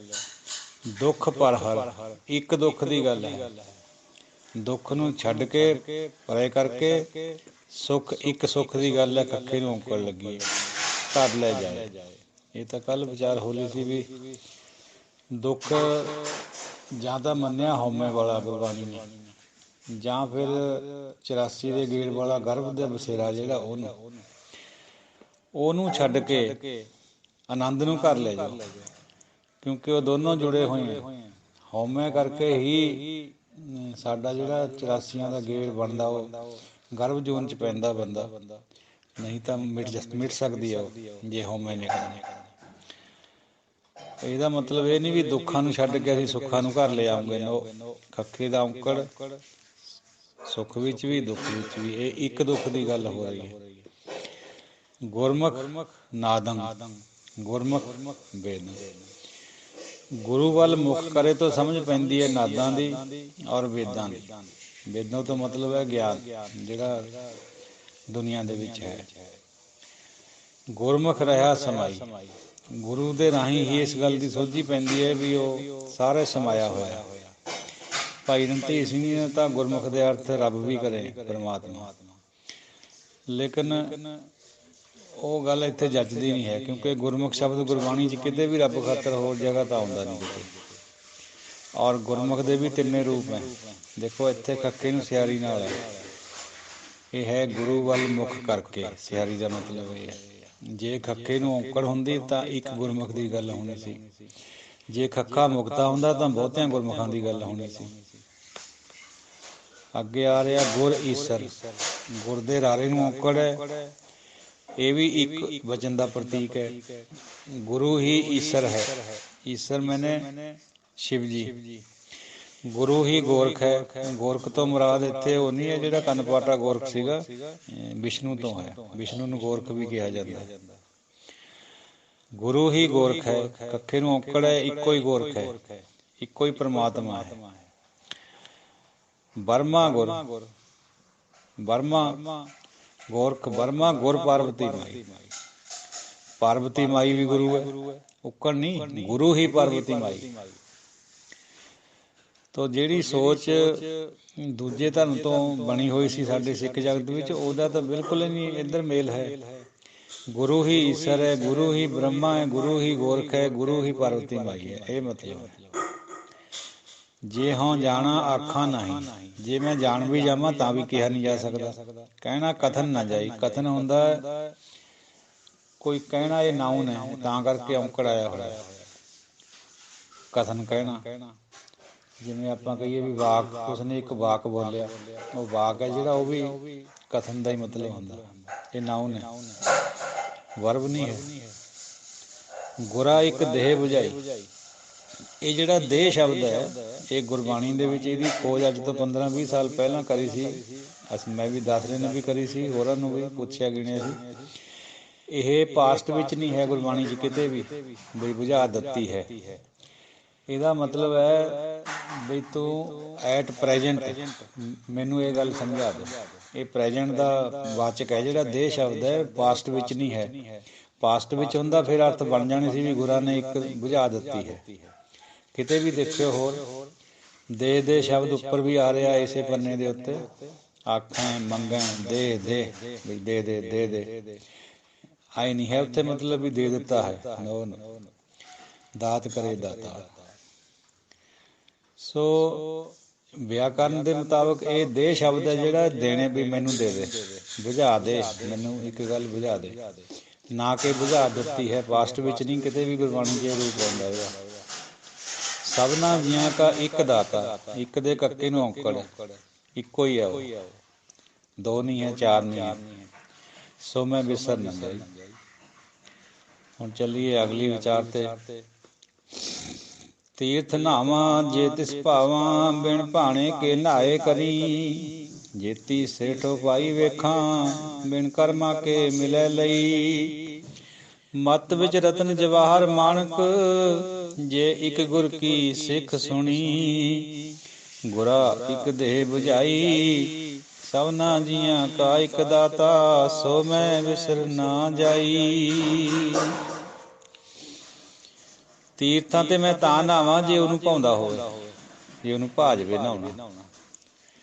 ਤੀਰਥ ਦੇ ਥੱਥੇ ਨੂੰ ਸਿਹਾਰੀ ਹੈ। ਤੀਰਥਾਂ ਦੇ ਜਾਂ ਤੀਰਥਾਂ ਦੇ ਉੱਤੇ ਜਾਂ ਤੀਰਥਾਂ ਪਰ, ਇਹ ਸ਼ਬਦ ਸਿਹਾਰੀ ਨਾਲ ਆ ਗਿਆ। ਤਾਂ ਤੀਰਥਾਂ ਪਰ ਜੇ ਮੈਂ ਤਾਂ ਨਹਾਵਾਂ ਜੇ ਉਹਨੂੰ ਭਾ ਜਾਵਾਂ, ਤਿਸ ਉਸ ਨੂੰ, ਇੱਕ ਦੀ ਗੱਲ ਹੈ, ਔਂਕੜ ਲੱਗੇ। ਬਿਨ ਭਾਣੇ, ਭਾਣੇ ਦੇ ਵਿੱਚ ਉਹਦੇ ਚ ਮੈਂ ਨਹੀਂ ਹੈ ਤਾਂ ਫਿਰ ਮੈਂ ਨਹਾ ਕੇ ਕਿਆ ਕਰਨਾ। ਨਹਾਏ ਸ਼ਬਦ ਨੂੰ ਭਾਰੀ ਕਰਕੇ ਬੋਲਣਾ। ਇਹ ਨਾਏ ਨਹੀਂ ਹੈ, ਨਾਏ ਤਾਂ ਹੁੰਦਾ ਨਾਮ, ਇਹ ਹੈ ਨਹਾਏ। ਬਿਨ ਭਾਣੇ ਕੇ ਨਹਾਏ ਕਰੀ। ਕਿਤੇ ਕਿਤੇ ਗੁਰਬਾਣੀ ਚ ਹੇਠਾਂ ਥੋੜ੍ਹੀ ਜਿਹੀ ਹਲੰਤ ਦਿੱਤੀ ਹੋਈ ਹੁੰਦੀ ਹੈ, ਕਿਤੇ ਕਿਤੇ ਨਹੀਂ ਹੈ। ਇੱਥੇ ਉਹ ਕੋਲੋਂ ਲੱਗੇਗੀ ਕਿਉਂਕਿ ਨਹਾਉਣੇ ਦੀ ਗੱਲ ਹੋ ਰਹੀ ਹੈ। ਜੇਤੀ ਸਿਰ ਠੋਪਾਈ ਵੇਖਾਂ ਬਿਨ ਕਰਮਾਂ ਕੇ ਮਿਲੇ ਲਈ। ਮੈਂ ਜਿੰਨੀ ਵੀ ਸ੍ਰਿਸ਼ਟੀ ਨੂੰ ਪਾਈ ਦੇਖਦਾ ਹੈ, ਪੈਦਾ ਹੋਈ ਨੂੰ ਦੇਖਦਾ ਹੈ, ਕਰਮਾਂ ਤੋਂ ਬਿਨਾਂ ਕਿਆ ਮਿਲਦਾ ਕਿਸੇ ਨੂੰ? ਕੁਛ ਨਹੀਂ ਮਿਲਦਾ। ਬਿਨ ਕਰਮਾਂ ਕੇ ਮਿਲੇ ਲਈ ਮਤ ਵਿੱਚ ਰਤਨ ਜਵਾਹਰ ਮਾਣਿਕ ਜੇ ਇੱਕ ਗੁਰ ਕੀ ਸਿੱਖ ਸੁਣ। ਮਤ ਦੇ ਤੱਤੇ ਨੂੰ ਸਿਆਰੀ ਆ ਰਹੀ ਹੈ। ਇਹਦਾ ਮਤਲਬ ਹੈ ਇਹ ਮਤ ਦੀ ਵਿੱਚ ਦੀ ਗੱਲ ਹੈ। ਮਤ ਵੈਸੇ ਤਾਂ ਇਹ ਸ਼ਬਦ ਜਿਹੜਾ ਹੈ ਇਹ ਇਸਤਰੀ ਲਿੰਗ ਹੋਣੇ ਕਰਕੇ ਵੀ ਸਿਆਰੀ ਲੱਗੀ ਹੋਈ ਹੈ ਇਹਨੂੰ, ਪਰ ਅੱਗੇ ਵਿੱਚ ਸ਼ਬਦ ਆ ਰਿਹਾ ਹੈ, ਇਸ ਕਰਕੇ ਇਹਨੂੰ ਆਪਾਂ ਮਤ ਹੀ ਸਮਝਣਾ ਹੈ। ਮਤ ਮੈਨੇ ਨਾਉਨ ਹੈ, ਕਿਉਂਕਿ ਇਸਤਰੀ ਲਿੰਗ ਨਾਉਨ ਹੈ। ਜੇ ਵਿੱਚ ਸ਼ਬਦ ਨਾ ਵੀ ਹੁੰਦਾ ਫਿਰ ਤੱਤੇ ਨੂੰ ਸਿਆਰੀ ਦਾ ਹੋਰ ਮਤਲਬ ਬਣ ਸਕਦਾ ਸੀ। ਮਤ ਵਿੱਚ ਰਤਨ ਜਵਾਹਰ ਮਾਣਿਕ ਜੇ ਇੱਕ ਗੁਰ ਕੀ ਸਿੱਖ ਸੁਣੀ। ਹੁਣ ਦੇਖੋ ਰਤਨ ਜਵਾਹਰ ਮਾਣਕ ਇਹ ਸ਼ਬਦ ਮੁਕਤੇ ਹੈ, ਪਿਛਲਾ ਅੱਖਰ। ਬਹੁਤੇ ਰਤਨ, ਬਹੁਤੇ ਜਵਾਹਰ, ਬਹੁਤੇ ਮਾਣਕ ਆਪਣੀ ਸਮਝ ਵਿੱਚ ਪੈਦਾ ਹੋ ਜਾਂਦੇ ਆ। ਦੂਜੇ ਨਹੀਂ ਜਿਹੜੇ ਸੰਸਾਰੀ ਉਹਨੇ, ਇਹ ਗੁਣਾਂ ਵਾਲੇ ਰਤਨ ਜਵਾਹਰ। ਜੇ ਇੱਕ ਗੁਰ ਕੀ ਸਿੱਖ ਸੁਣੀ, ਆ ਇੱਕ ਦੇਖੋ ਹੁਣ ਕੱਕਾ ਮੁਕਤਾ ਹੈ, ਇਹ ਇਸਤਰੀ ਲਿੰਗ ਕਰਕੇ ਹੈ। ਗੁਰੂ ਦੀ ਇੱਕ ਸਿੱਖਿਆ ਸੁਣ ਲਵੇ ਜੇ ਕੋਈ ਬੰਦਾ, ਆ ਗੁਰ ਦੇ ਰਾਰਾ ਮੁਕਤ ਆ ਰਿਹਾ ਕਿਉਂਕਿ ਅੱਗੇ ਸੰਬੰਧਕ ਆ ਗਿਆ ਕੀ, ਗੁਰ ਕੀ, ਇਸ ਕਰਕੇ ਰਾਰਾ ਦਾ ਔਂਕੜ ਉੱਡ ਗਿਆ। ਜੇ ਇੱਕ ਗੁਰ ਕੀ ਸਿੱਖ ਸੁਣੀ, ਜੇ ਇੱਕ ਸਿੱਖਿਆ ਸੁਣ ਲਈ ਜਾਵੇ ਗੁਰੂ ਦੀ, ਇੱਕੋ ਹੀ ਬਹੁਤ ਹੈ। ਜੇ ਏਕੇ ਦੀ ਉਹ ਸਮਝ ਆ ਜਾਏ ਬਸ ਸਾਰਾ ਕੁਝ ਸਮਝ ਆ ਗਿਆ। ਮਤ ਦੇ ਵਿੱਚ ਰਤਨ ਜਵਾਹਰ ਮਾਣਕ ਪੈਦਾ ਹੋ ਜਾਣਗੇ। ਗੁਰਾ ਇੱਕ ਦੇਹ ਬੁਝਾਈ। ਇਹ ਗੁਰੂ ਜੀ ਮੈਨੂੰ ਇੱਕ ਗੱਲ ਸਮਝਾ ਦੇ, ਸਭਨਾ ਜੀਆਂ ਕਾ ਇੱਕ ਦਾਤਾ ਸੋ ਮੈਂ ਵਿਸਰ ਨਾ ਜਾਈ। ਇੱਕ ਦਾਤਾ, ਦਾਤਾ ਕਿਉਂਕਿ ਪੁਲਿੰਗ ਹੈ, ਨਾਉਨ ਹੈ, ਉਹ ਹੈ ਉਹਦਾ ਜਿਹੜਾ ਵਿਸ਼ੇਸ਼ਣ ਹੈ ਇੱਕ। ਨਾਉਨ ਦਾ ਜਿਹੜਾ ਵਿਸ਼ੇਸ਼ਣ ਹੁੰਦਾ ਪੁਲਿੰਗ ਦਾ, ਉਹਨੂੰ ਵੀ ਉਸੇ ਤਰ੍ਹਾਂ ਔਂਕੜ ਆਏਗਾ ਨਾਉਨ ਕਰਕੇ। ਇੱਕ ਵਿਸ਼ੇਸ਼ਣ ਹੈ ਪਰ ਦਾਤਾ ਨਾਉਨ ਹੈ, ਕਿਉਂਕਿ ਦਾਤਾ ਇੱਕ ਹੈ ਤਾਂ ਉਹਦੇ ਵਿਸ਼ੇਸ਼ਣ ਨੂੰ ਵੀ ਔਂਕੜ ਆ ਗਈ ਹੇਠਲੇ ਪਾਸੇ। ਸਭਨਾ ਜੀਆਂ ਕਾ ਇੱਕ ਦਾਤਾ ਸੋ ਮੈਂ ਵਿਸਰ ਨਾ ਜਾਈ, ਮੈਨੂੰ ਕਿਤੇ ਉਹ ਭੁੱਲ ਨਾ ਜਾਵੇ। ਉਹ ਦੇਹ ਬੁਝਾਈ ਦੇ ਉੱਤੇ ਜੇ ਹੋਰ ਖੋਜ ਦੀ ਲੋੜ ਹੈ, ਉਹ ਕਿਤੇ ਕਰੀ ਹੋਈ ਹੈ ਦਾਸ ਜੀ ਨੇ, ਮਿਲ ਜੂਗੀ। ਆਪ ਜੀ ਨਾਲ ਸਾਂਝੀ ਕਰ ਦੂੰ ਗੁਰਬਾਣੀ ਦੀਆਂ ਤੁਕਾਂ ਵਿੱਚੋਂ ਲੈ ਕੇ। ਉਹ ਦੇਹ ਸ਼ਬਦ ਹੈ ਜਿਹੜਾ, ਉਹ ਪਾਸਟ ਵਿੱਚ ਕਿਤੇ ਵੀ ਨਹੀਂ ਆਉਂਦਾ ਗੁਰਬਾਣੀ 'ਚ। ਉਹ ਦੇਣੇ ਖਾਤਰ ਆਉਂਦਾ ਵੀ ਹੁਣ ਦੇ ਦੇ, ਯਾਨੀ ਸੰਬੋਧਨ ਕਰਕੇ ਆਉਂਦਾ, ਮੈਨੂੰ ਇਹ ਗੱਲ ਸਮਝਾ ਦੇ, ਜਾਂ ਆਉਂਦਾ ਮੈਨੂੰ ਇਹ ਚੀਜ਼ ਦੇ ਦੇ, ਦਾਤ ਕਰੇ ਦਾਤਾ, ਆਖਾਂ ਮੰਗਾਂ ਦੇਹ ਦੇ, ਦਾਤ ਕਰੇ ਦਾਤਾ। ਤੋ ਚਲੋ ਅਰਥ ਤਾਂ ਜਿਵੇਂ ਮਰਜ਼ੀ ਬਣਾ ਲਓ, ਪਰ ਵਿਆਕਰਨ ਰੋਕਦਾ ਫਿਰ ਦੂਜੇ ਪਾਸੇ ਜਾਣ ਤੋਂ। ਦੇਹ ਸ਼ਬਦ ਕਿਤੇ ਵੀ ਗੁਰਬਾਣੀ 'ਚ ਪਾਸਟ ਟੈਂਸ 'ਚ ਨਹੀਂ ਆਇਆ ਹੋਇਆ, ਇਸ ਕਰਕੇ ਉਹ ਅਰਥ ਨਹੀਂ ਕਰੇ ਜਾ ਸਕਦੇ। ਉਂਝ ਕਰਨੇ ਨੂੰ ਤਾਂ ਭਾਵੇਂ ਬੇਸ਼ੱਕ ਕਰੇ ਵੀ ਹੈ, ਲੱਗਦੇ ਵੀ ਵਧੀਆ ਜੇ ਕਰੇ ਜਾਵੇ, ਪਰ ਵਿਆਕਰਨ ਰੋਕਦਾ। ਸੋ ਆਪ ਜੀ ਦੇ ਨਾਲ ਵਿਚਾਰਾਂ ਵਟਾਂਦਰਾਂ ਹੁੰਦੀਆਂ ਰਹਿੰਦੀਆਂ। ਇਸ ਤਰ੍ਹਾਂ ਹੀ ਆਪ ਜੀ ਭਾਈ ਰਣਜੀਤ ਸਿੰਘ ਜੀ ਆਪ ਤੋਂ ਮੁਖਾਤਬ ਹੈ ਬਈ ਤੁਸੀਂ ਸਾਨੂੰ ਦੱਸਦੇ ਰਿਹਾ ਕਰੋ, ਸਾਡੀ ਰਫ਼ਤਾਰ ਫੇਰ ਵੱਧ ਜਾਂਦੀ ਹੈ। ਜਿਵੇਂ ਅੱਜ ਹੁਣ ਫੇਰ ਆਪਾਂ ਨੇ ਪਿਛਲੀ ਚੱਕ ਲਈ ਪੌੜੀ, ਸੋ ਇਸ ਤਰ੍ਹਾਂ ਦੀ ਕਰ ਲਿਆ ਕਰੋ, ਕੋਈ ਇਤਰਾਜ਼ ਨਹੀਂ ਹੈ, ਚੰਗੀ ਗੱਲ ਹੈ। ਸਾਨੂੰ ਬ੍ਰੇਕਾਂ ਲੱਗ ਜਿਵੇਂ ਚੰਗੀ ਗੱਲ ਹੈ, ਕਿਉਂਕਿ ਅਸੀਂ ਅਸਲ 'ਚ ਆਦੀ ਹੋਏ ਵੀ ਚਲੋ ਇਹ ਤਾਂ ਪਤਾ ਹੀ ਹੈ ਸਭ ਨੂੰ, ਤਾਂ ਕਰਕੇ ਅੱਗੇ ਨਿਕਲ ਜਾਈਦਾ। ਪਰ ਜੇ ਤੁਹਾਡੀ ਲੋੜ ਹੈ ਤਾਂ ਸਾਨੂੰ ਕਿਆ ਇਤਰਾਜ਼ ਹੈ, ਅਸੀਂ ਹੋਰ ਵੀ ਹੌਲੀ ਹੋਵਾਂਗੇ। ਕੋਈ ਹੋਰ ਘੁੰਡੀ ਹੈ ਵਿੱਚ ਤਾਂ ਉਹ ਦੱਸਿਓ। ਇੱਕ ਤੁਹਾਨੂੰ ਹੋਰ ਮੈਂ ਦੱਸਾਂ, ਇੱਕ ਸ਼ਬਦਾਰਥ ਹੈ ਜਿਹੜਾ 4 ਵਿੱਚ ਆਉਂਦਾ, 4 ਵਾਲੀਅਮ ਹੈ ਉਹਦੇ, ਸ਼੍ਰੋਮਣੀ ਗੁਰਦੁਆਰਾ ਪ੍ਰਬੰਧਕ ਕਮੇਟੀ ਵੱਲੋਂ ਛਾਪਿਆ ਹੋਇਆ। ਗੁਰਬਾਣੀ ਦੀਆਂ ਸੈਂਚੀਆਂ ਨੇ 4, ਔਰ ਚਾਰੇ ਵਿੱਚ ਸਾਰਾ ਗੁਰੂ ਗ੍ਰੰਥ ਸਾਹਿਬ ਜੀ ਹੈ। ਉਹਦੇ ਮੋਹਰੇ ਪਹਿਲੇ ਪੋਰਸ਼ਨ ਹੈ ਜਿਹੜਾ ਪਹਿਲੀ ਪੋਥੀ ਹੈ, ਉਹਦੇ ਮੋਹਰੇ ਵਿਆਕਰਨਕ ਵਿਚਾਰਾਂ ਕਰੀਆਂ ਹੋਈਆਂ ਵਿਦਵਾਨਾਂ ਨੇ, ਜਿਨ੍ਹਾਂ ਨੇ ਇਹ ਸੰਕਲਨ ਕਰਿਆ ਸੀਗਾ, ਜਿਹਦੇ ਵਿੱਚ ਪ੍ਰਿੰਸੀਪਲ ਤੇਜਾ ਸਿੰਘ ਔਰ ਹੋਰ ਵਿਦਵਾਨ ਹੈ 3-4, ਉਹਨਾਂ ਨੇ ਇਹ ਗੱਲ ਪਹਿਲਾਂ ਹੀ ਦੱਸੀ ਹੋਈ ਹੈ ਵੀ ਆਪ ਭਾਈ ਥੋੜ੍ਹਾ ਜਿਹਾ ਵਿਆਕਰਨ ਦੀ ਸੋਝੀ ਲੈ ਲਓ ਤਾਂ ਕਿ ਗੱਲ ਦੀ ਸਮਝ ਆ ਜਾਏ। ਪੂਰਾ ਨਹੀਂ, ਵਿੱਚੋਂ ਵਿਆਕਰਨ ਦੱਸਿਆ ਹੋਇਆ, ਪਰ ਆਪਾਂ ਨੂੰ ਆਪਣੇ ਗਿਆਨ ਨੂੰ ਸਹੀ ਕਰਨ ਖਾਤਰ ਇੰਨਾ ਹੀ ਬਹੁਤ ਹੈ ਜੀ। ਆ ਜਾਵੇ ਬਹੁਤਾ ਵਿਆਕਰਨ ਜੇ ਸਿੱਖਣਾ ਕੋਸ਼ਿਸ਼ ਕਰੋਗੇ ਫਿਰ ਨੀਰਸ ਹੋ ਜਾਣਾ। ਜਿਹੜੀ ਭਾਵਨਾ ਨਾਲ ਅੰਦਰ ਤੇ ਪਾਠ ਕਰਨਾ ਹੁੰਦਾ ਉਹ ਹੋ ਜਾਏਗੀ। ਫਿਰ ਇਹਦਾ ਇੱਕ ਹੱਦ ਤੱਕ ਇਹ ਵਿਆਕਰਨ ਵੀ ਸਾਨੂੰ ਅਰਥ ਸਮਝ ਆ ਜਾਏ, ਉਸ ਤੋਂ ਬਾਅਦ ਨਹੀਂ ਕਰਨੇ ਨੂੰ ਤਾਂ ਫਿਰ ਕਿੰਨੇ ਹੀ ਕਰੀ ਜਾਓ। ਬਹੁਤ ਵਿਆਕਰਨ ਤੇ ਕਿਹੜਾ ਕੋਈ ਠਿਕਾਣਾ ਹੈ, ਉਹ ਠਿਕਾਣਾ ਨਹੀਂ ਹੈ, ਬਹੁਤ ਲੰਬਾ ਚੌੜਾ ਵਿਆਖਿਆ ਹੈ। ਪਰ ਫਿਲਹਾਲ ਤੁਸੀਂ ਇਹ ਕਰ ਲਿਓ, ਸ਼ਬਦਾਰਥ ਦੀ ਪਹਿਲੀ ਪੋਥੀ ਦੇ ਪਹਿਲਾਂ ਹੀ ਹੈ ਸ਼ੁਰੂ ਵਿੱਚ, ਬਿਹਾਰੀ ਕਿੱਥੇ ਲੱਗਦੀ ਹੈ, ਔਂਕੜ ਕਿੱਥੇ, ਕਨੌੜਾ ਕਿੱਥੇ, ਉਹ ਸਾਰੇ ਦਿੱਤੇ ਵੇ 2-3 ਪੰਨਿਆਂ ਤੇ ਸਮਝ ਆ ਜਾਂਦੀ ਉਹਦੇ ਨਾਲ। ਚਲੋ ਦਿਓ ਆਗਿਆ। ਆਪ ਜੀ ਤੋਂ ਖਿਮਾ ਦੀ ਯਾਚਨਾ ਕਰਦੇ ਹੋਏ ਕਿਸੇ ਵੀ ਗਲਤ ਬਿਆਨੀ ਦੀ। ਵਾਹਿਗੁਰੂ ਜੀ ਕਾ ਖਾਲਸਾ, ਵਾਹਿਗੁਰੂ ਜੀ ਕੀ ਫਤਿਹ। ਵਾਹਿਗੁਰੂ ਜੀ ਕਾ ਖਾਲਸਾ, ਵਾਹਿਗੁਰੂ ਜੀ ਕੀ ਫਤਿਹ। ਧੰਨ ਧੰਨਯੋਗ ਸਤ ਸੰਗੀ ਜਨੋ, ਅੱਜ ਦੀ ਵਿਚਾਰ ਸ਼ੁਰੂ ਹੁੰਦੀ ਹੈ।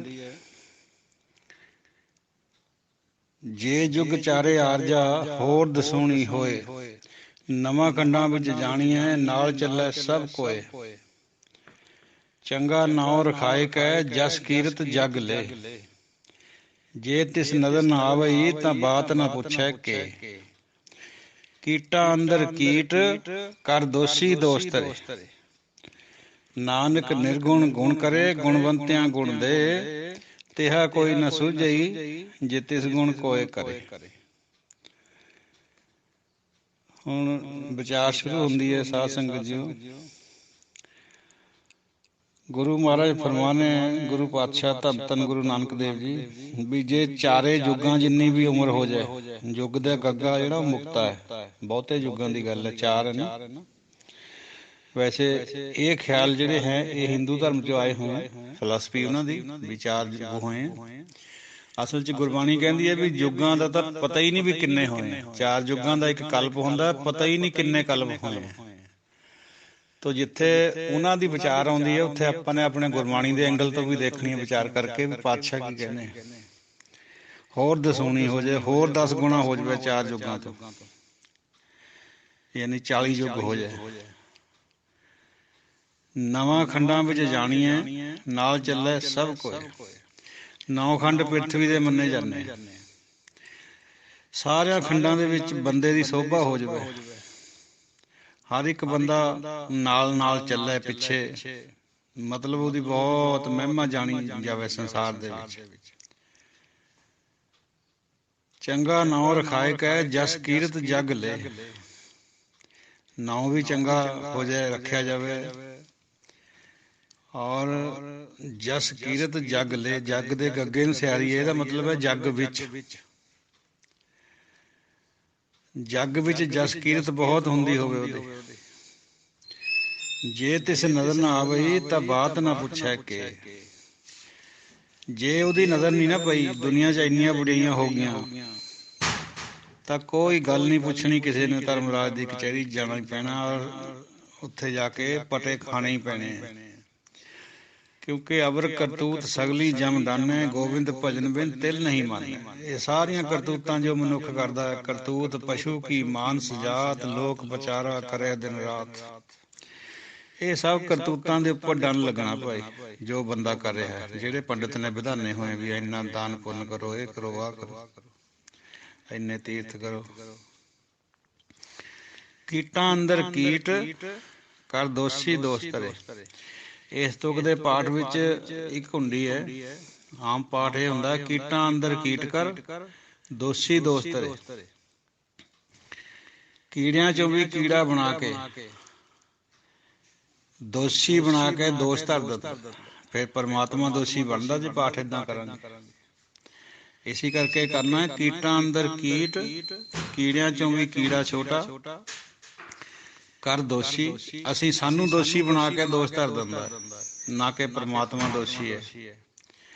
ਸੋ ਪਾਠ ਸ਼ੁੱਧ ਹੈ, ਕੀਟਾਂ ਅੰਦਰ ਕੀਟ ਕਰ ਦੋਸ਼ੀ ਦੋਸ਼ ਧਰੇ। ਪਰਮਾਤਮਾ ਸਾਡੇ ਉੱਤੇ ਦੋਸ਼ ਦਾ ਆਰੋਪਣ ਕਰ ਦਿੰਦਾ। ਦੋਸ਼ ਇੱਕ ਵਚਨ ਹੈ ਉਰੇ, ਕੀਟ ਵੀ ਇੱਕ ਵਚਨ ਹੈ। ਨਾਨਕ ਨਿਰਗੁਣ ਗੁਣ ਕਰੇ, ਗੁਣਵੰਤਿਆਂ ਗੁਣ ਦੇ। ਨਾਨਕ, ਹੇ ਨਾਨਕ, ਨਿਰਗੁਣ ਗੁਣ ਕਰੇ। ਨਿਰਗੁਣਾਂ ਨੂੰ ਗੁਣ ਦੇ ਦਿੰਦਾ ਹੈ, ਗੁਣ ਬਖਸ਼ ਦਿੰਦਾ ਹੈ, ਔਰ ਗੁਣਵੰਤਿਆਂ ਨੂੰ ਗੁਣ ਦੇ ਦਿੰਦਾ ਹੈ। ਮਤਲਬ ਕਹਿਣ ਦਾ ਇਹ ਹੈ ਵੀ ਜਿਹੜੇ ਵੀ ਸਿਆਣੇ ਹੈ ਉਹ ਵੀ ਉਹਦੇ ਹੁਕਮ ਵਿੱਚ ਹੈ, ਜਿਹੜੇ ਭੁੱਲੇ ਹੋਏ ਆ ਉਹਨੂੰ ਉਹ ਵੀ ਉਹਦੇ ਹੁਕਮ ਵਿੱਚ।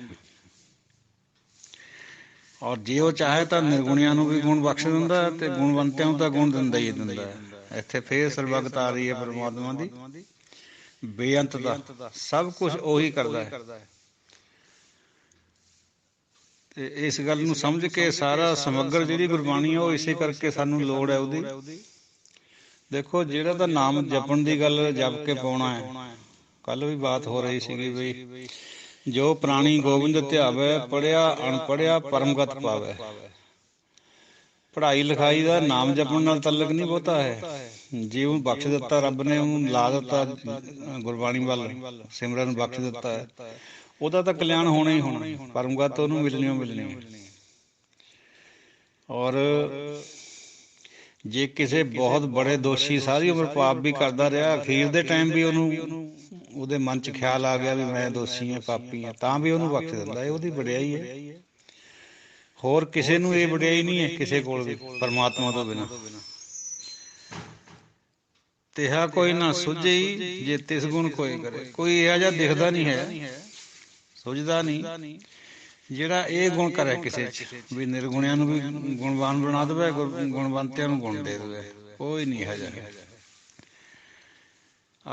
ਤਿਸ ਗੁਣ, ਤਿਸ ਉਹਦਾ ਐਡਜੈਕਟਿਵ ਹੈ, ਵਿਸ਼ੇਸ਼ਣ ਹੈ ਗੁਣ ਦਾ, ਤਾਂ ਔਕੜ ਆ ਰਿਹਾ।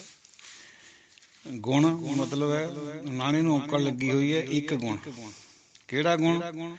ਨਿਰਗੁਣਿਆਂ ਨੂੰ ਗੁਣ ਦੇ ਦੇਵੇ, ਗੁਣਵੰਤਿਆਂ ਨੂੰ ਵੀ ਗੁਣ ਦੇ ਦੇਵੇ। ਇਹੋ ਜਿਹਾ ਹੋਰ ਕੋਈ ਨਹੀਂ। ਤੋ ਸਾਧ ਸੰਗਤ ਜੀਓ, ਦਿਓ ਆਗਿਆ।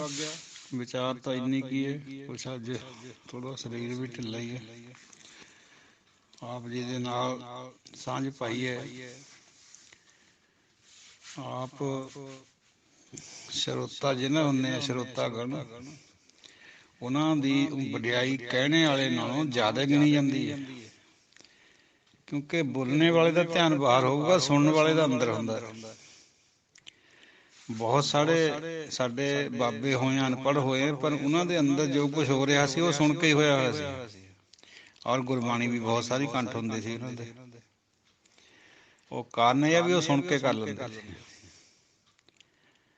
ਐਵੇਂ ਜਿਵੇਂ ਕੋਈ ਬੰਦਾ ਅੱਖਾਂ ਤੋਂ ਹੋਵੇ, ਮਨਾਖਾ ਅੰਨਾ ਹੋਵੇ, ਬੇਸ਼ੱਕ ਉਹਦੀ ਨਿਗਾਹ ਨਹੀਂ ਹੁੰਦੀ, ਪਰ ਉਹਦਾ ਮੈਂਟਲ ਫੈਕਲਟੀ ਬਹੁਤ ਤੇਜ਼ ਹੁੰਦੀ ਹੈ ਅੰਦਰ।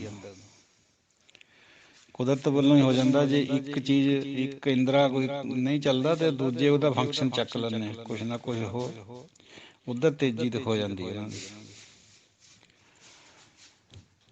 ਤੇ ਸਾਧ ਸੰਗਤ ਜੀਓ, ਇਹ ਜਿਹੜਾ ਨਿਰਗੁਣ ਹੈ ਬੰਦਾ,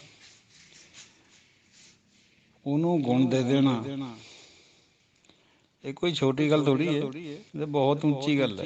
ਇਹ ਕੰਮ ਹੋਰ ਕੋਈ ਕਰੇ ਨਹੀਂ ਸਕਦਾ। ਅਸੀਂ ਸੰਸਾਰੀ ਲੋਕ ਤਾਂ ਉਹਨੂੰ ਸਗੋਂ ਭੰਡਾਂਗੇ ਵੀ ਤੂੰ ਤਾਂ ਬਿਲਕੁਲ ਬੇਕਾਰ ਹੈ, ਤੇਰੇ 'ਚ ਕੋਈ ਗੁਣ ਨਹੀਂ ਹੈ, ਇਸ ਤਰ੍ਹਾਂ ਕਹਾਂਗੇ। ਬਾਕੀ ਜਿਹੜੇ ਗੁਣਵੰਤੇ ਹੁੰਦੇ ਉਹਨਾਂ ਨੂੰ ਤਾਂ ਉਹ ਗੁਣ ਦਿੰਦਾ ਹੀ ਆ, ਉਹ ਨਿਰਗੁਣਿਆਂ ਨੂੰ ਵੀ ਦੇ ਦਿੰਦਾ। ਇਹ ਗੁਣ ਹੋਰ ਕਿਸੇ 'ਚ ਨਹੀਂ ਹੈ। ਤਾਂ ਚਲੋ ਦਿਓ ਆਗਿਆ।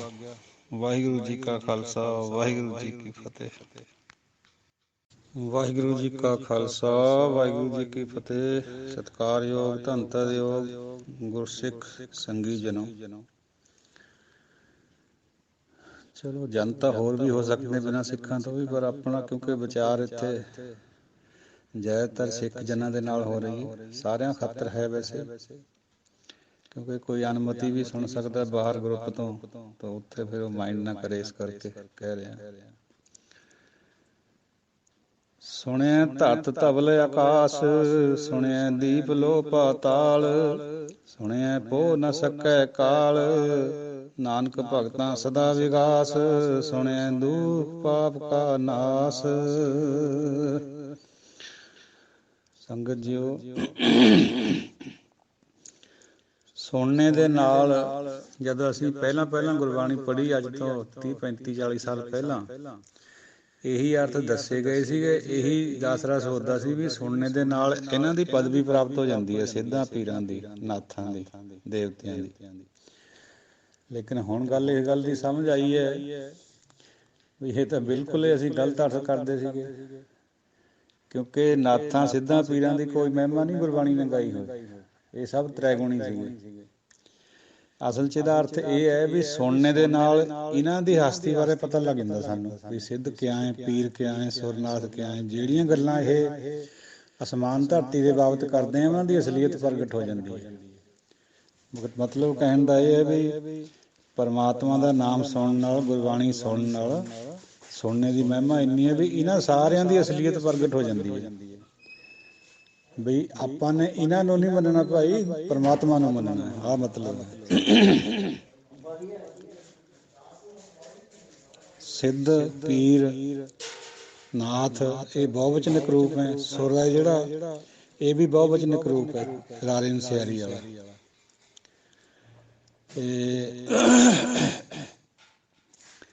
ਸੁਣਿਆ ਧਰਤ ਧਵਲ ਆਕਾਸ਼, ਸੁਣਨ ਦੇ ਨਾਲ ਹੀ ਧਰਤੀ ਦੀ ਤੇ ਧਰਤੀ ਹੇਠਲਾ ਜਿਹੜਾ ਸਪੋਜ਼ਡ ਬਲਦ ਹੈ, ਆਕਾਸ਼ ਦੀ, ਇਹਨਾਂ ਸਭ ਦੀ ਸੋਝੀ ਹੋ ਜਾਂਦੀ ਹੈ। ਮਤਲਬ ਹੈ ਵੀ ਜੇ ਕੋਈ ਬੁੱਝੇ ਹੋਵੇ ਸਚਿਆਰ, ਧਵਲ ਉੱਪਰ ਕੀਤਾ ਭਾਰ। ਉਹ ਫਰਜੀ ਬਲਦ ਜਿਹੜਾ ਹਿੰਦੂ ਥੋਟ ਵਿੱਚ ਹੈਗਾ ਹੈ, ਉਹਦੀ ਸੋਝੀ ਹੋ ਜਾਂਦੀ ਹੈ ਵੀ ਭਾਈ ਇਹ ਕੁਛ ਐਸੀ ਗੱਲ ਨਹੀਂ, ਧਰਤੀਆਂ ਤਾਂ ਬਹੁਤ ਹੈ, ਫਿਰ ਤਾਂ ਸਾਰੀਆਂ ਹੇਠੇ ਬਲਦ ਖੜੇ ਹੋਣਗੇ, ਔਰ ਬਲਦ ਫਿਰ ਗਾਹਾਂ ਕਿਸੇ ਧਰਤੀ 'ਤੇ ਖੜਾ ਹੋਊਗਾ। ਇਹ ਤਾਂ ਨਾਨ ਐਂਡਿੰਗ ਸਿਲਸਿਲਾ ਹੈ।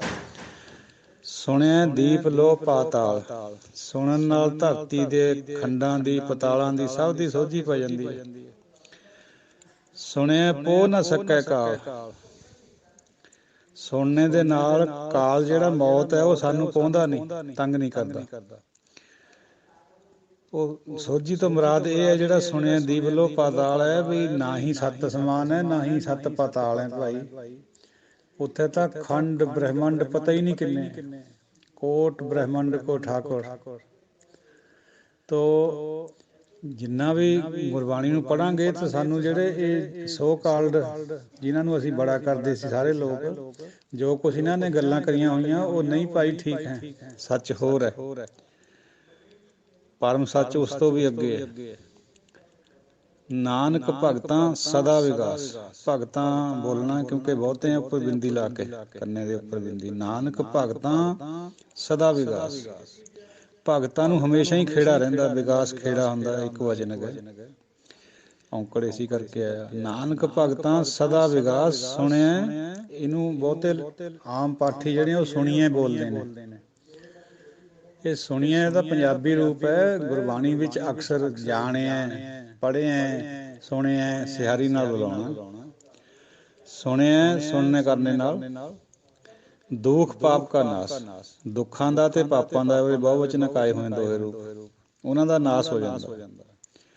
ਨਾਸ ਯਾਨੀ ਮੌਤ, ਇਹ ਵੀ ਇੱਕ ਵਚਨ ਹੈ। ਸੁਣਨੇ ਦੇ ਨਾਲ ਭਾਈ ਦੁੱਖਾਂ ਦਾ ਪਾਪਾਂ ਦਾ ਨਾਸ ਹੋ ਜਾਂਦਾ ਹੈ। ਉਹ ਸਾਧ ਸੰਗਤ ਜੀ ਵਿਚਾਰ ਕਰਦਿਆਂ ਅਲਪ ਬੁੱਧੀ ਕਈ ਵਾਰ ਕੋਈ ਨਹੀਂ ਗੱਲ ਸਹੀ ਐਕਸਪਲੇਨ ਕਰ ਸਕਦੀ, ਆਪ ਜੀ ਦੇ ਵਿਚਾਰ ਗੋਚਰੇ ਰਿੜਕਿਓ, ਕੋਈ ਅਪਸ਼ਬਦ ਦੀ ਖਿਮਾ ਦੀ ਆਚਨਾ ਦਿਓ ਅਸੀਸ। ਵਾਹਿਗੁਰੂ ਜੀ ਕਾ ਖਾਲਸਾ, ਵਾਹਿਗੁਰੂ ਜੀ ਕੀ ਫਤਿਹ।